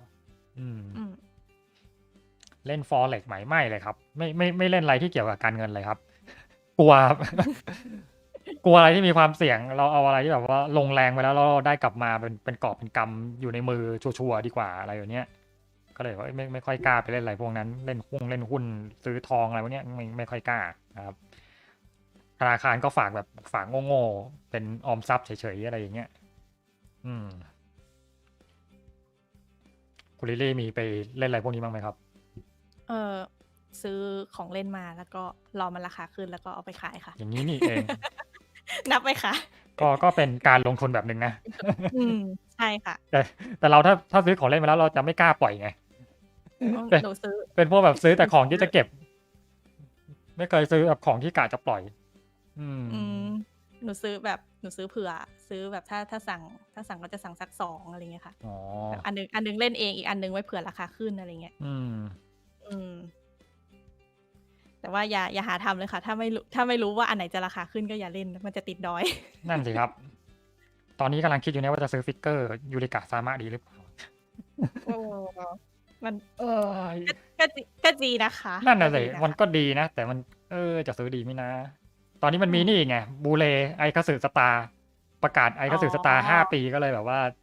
ประกาศทำบูเลบล็อกออกมาก็แบบจะเอาดีไม่ว่าตอนนั้นก็ไม่ได้ซื้อทีละแผ่นอยู่แล้วด้วยก็เลยจะเอาบล็อกดีไหมนะอะไรอย่างนี้เอาบล็อกดีกว่าค่ะอาจารย์นั่นไหนดีคือไหนๆก็ไม่มีด้วยก็เลยซื้อบล็อกดีไหมนะถ้าคือฟิกเกอร์ถ้าไม่ใช่ตัวเมนไม่ใช่ตัวอวยแล้วก็แบบช่างมันก็ได้อะไรอย่างเงี้ยค่ะฟิกเกอร์จริงๆเราก็ไม่ได้อวยแต่ก็เป็นอารมณ์ประมาณว่าก็ยูริกะซามะเลยนะอะไรแบบนี้ใหญ่จังเลยช่วยไม่ได้นะไปเลยเงินเดือนของฉันก็เอาไว้ก่อนแล้วกันตอนนี้ก็แบบว่าไอ้นี่ก็อยากได้แต่ไม่หมดอาจารย์นิกาคิดดูว่าเวลาทำงานพักเหนื่อยมองฟิกเกอร์แล้วหายเหนื่อยไหมครับไม่ครับ พอดูปุ๊บก็ได้แต่ถอนหายใจทำไมเราถึงซื้อมากันนะมันไม่ได้อยู่บางทีก็รู้สึกมันไม่ได้อยู่ห้องทำงานไงเราก็แบบว่าไม่ได้ห้องทำงานนี่มีแต่หัวเหลี่ยมอะมีแต่หัวเหลี่ยมที่ซื้อมาจากอาร์ตอนาโตมีนะครับโฆษณาให้เขาอีกครูอาร์ตอนาโตมีนะครับไปเรียนกันได้มันจะมีถึงจุดหนึ่งที่จะรู้สึกว่าแบบมองฟิกเกอร์แล้วแบบทำไมตอนนั้นเราถึงซื้อมาวะ ถ้าฉันไม่ซื้อนะแล้วเอาเงินตรงนี้ไปเก็บไว้ในธนาคารนะป่านนี้นะฉันจะมีเงินตืดบาทนะอะไรเงี้ยแล้วก็ แล้วเราก็มีเงินอยู่ในนั้นแล้วก็ไม่ได้ใช้ทำอะไร ใช่ค่ะ อารมณ์ชั่ววูบที่แท้จริงก็น่าจะเป็นนั่นนะครับกดกาชาเนี่ยชั่ววูบจริงๆเนี่ยคือแบบว่าตัวนี้ก็ไม่ได้อยากได้หรอกแต่กดไปเยอะแล้วงั้นกดต่อแล้วกัน เนี่ยคือ นิดนึงนะ คือชั่ววูบไปหลายตู้มากแบบว่า ไม่ได้อะไรขนาดนั้นแล้วก็กดไปชั่วร้ายมากครับ การกดกาชาเป็นอะไรที่ชั่วร้ายที่สุดแล้ว ทุกคนจะไปกดนะครับ ดีจังเลย ดีจังเลยเลิกเล่นเกมกาชาแล้ว ดีนะครับ อย่าไปเล่นมันครับ เมื่อก่อน เลิกได้ มื่ออน เลิกครับ เลิกได้เลิกค่ะ อืม ไม่ครับ ดอกเบี้ยมันน้อยมากจนเหมือนติดลบครับคุณลิลลี่เมื่อเทียบกับเงินเฟ้อดอกเบี้ยมันแพ้ครับ ก็จริง ใช่ค่ะ จริงๆมัน แต่ว่ามันก็คือมันก็มีความเสี่ยงแต่ก็มันก็ไม่ได้เสี่ยงเยอะอะไร อย่างน้อย เท่ากัน อย่างน้อยฝากธนาคารมันก็ยังไม่หายไปไง ถ้าไปลงอย่างอื่นมันอาจจะแทนที่มันจะเพิ่มขึ้นมันอาจจะลดลงแทนก็ได้เราก็เลยแบบว่า อะไรที่มันมีความเสี่ยงมากๆเราก็ไม่เอาดีกว่าอะไรแบบเนี้ย ใช่ค่ะ อย่างน้อยของเล่นถ้ามันขายไม่ได้แล้วก็เล่นเองก็ ใช่ แค่นั้นแหละ อย่างน้อยมัน ไม่ ก็ ได้อะไร อย่างน้อยมันก็จะมีคุณค่าทางใจให้เราได้ นะครับ นี่ก็ล่วงเลยเวลามาครึ่งชั่วโมงละวันนี้เรา ปิดรายการดีกว่านะครับ ก็เดี๋ยว เย่ สำหรับของสัปดาห์หน้าและตู้จดหมายเดี๋ยวทำเสร็จแล้วเดี๋ยวจะประกาศอีกทีละกันนะครับ ใน Twitter และใน Facebook เดี๋ยวก็ทุกคนก็นึกไอเดียกันมาว่าเดี๋ยวจะส่งจดหมายอะไรกันมา นึกชื่อ Radio Name ที่ เก๋ เก๋ๆกันมานะครับ ทุกคนจะได้แบบว่ามานั่งอ่านให้ฟังกัน งั้นเดี๋ยววันนี้เราก็จบแค่นี้ละกันนะครับ ค่ะ ฝากคุณลิลลี่กล่าวอำลาทุกท่าน ค่ะ ก็เดี๋ยวเราจะปิดเรดิโอวันนี้กันแล้วนะคะ ก็เดี๋ยวบายบายทีละคนละกันบายบายค่ะ คุณชักอายเจอกันใหม่ครับอาจารย์นิกาคุณลิลลี่บายบายค่ะบายบายค่ะคุณด็อกโชคดีครับขอให้ได้เพลทไวๆอ๋อไม่เอาละค่ะเพลทเนี่ย บายบายค่ะคุณค่ะ มันอีกไกลเหลือเกินนะครับเพลท เพจคือ ชุ เจ ด คิม ใช่ไหม ก็บอกว่า ใช่ค่ะ เจคิมก็บอกว่าไปรอ7 ดาวเลยก็ได้นะ ไม่ ก็เล ดร ย อป แบบช่าง ไม่ดรอปสักที ไม่ดรอปเลย ไม่ดรอปเลย ตีจนแบบจะเป็นหนึ่งเดียวกับแมกนามาโลแล้วอะไรอย่างเงี้ย บายบายค่ะคุณราเมงบายบายค่ะคุณเฮกเตอร์บายบายค่ะคุณแพตตี้บายบายค่ะคุณพ่นเหมียวบายบายค่ะคุณไทกะบายบายค่ะคุณโชคขาดใครอีกบายบายค่ะคุณนานะเมลุนะคะแล้วก็คุณบายบายค่ะคุณโทมาโตบายบายค่ะคุณเทนคามินารินะคะ แล้วก็บายบายค่ะคุณนายคิดไปเองบายบายค่ะคุณณัฐวุฒิน่าจะหมดแล้วนะโอเคค่ะบายบายค่ะคุณราเมงลืมยังซ้ำแล้วนี่บายบายค่ะคุณแบล็กบายบายค่ะคุณที่004ค่ะโอเคค่ะน่าจะครบทุกคนแล้วถ้าตกหล่นไปก็ขอโทษด้วยนะคะครับผมก็เจอกันสัปดาห์หน้า ไว้เจอกันใหม่ นะครับครับ ค่ะ ครับ สวัสดีครับบ๊ายบายทุกท่านครับ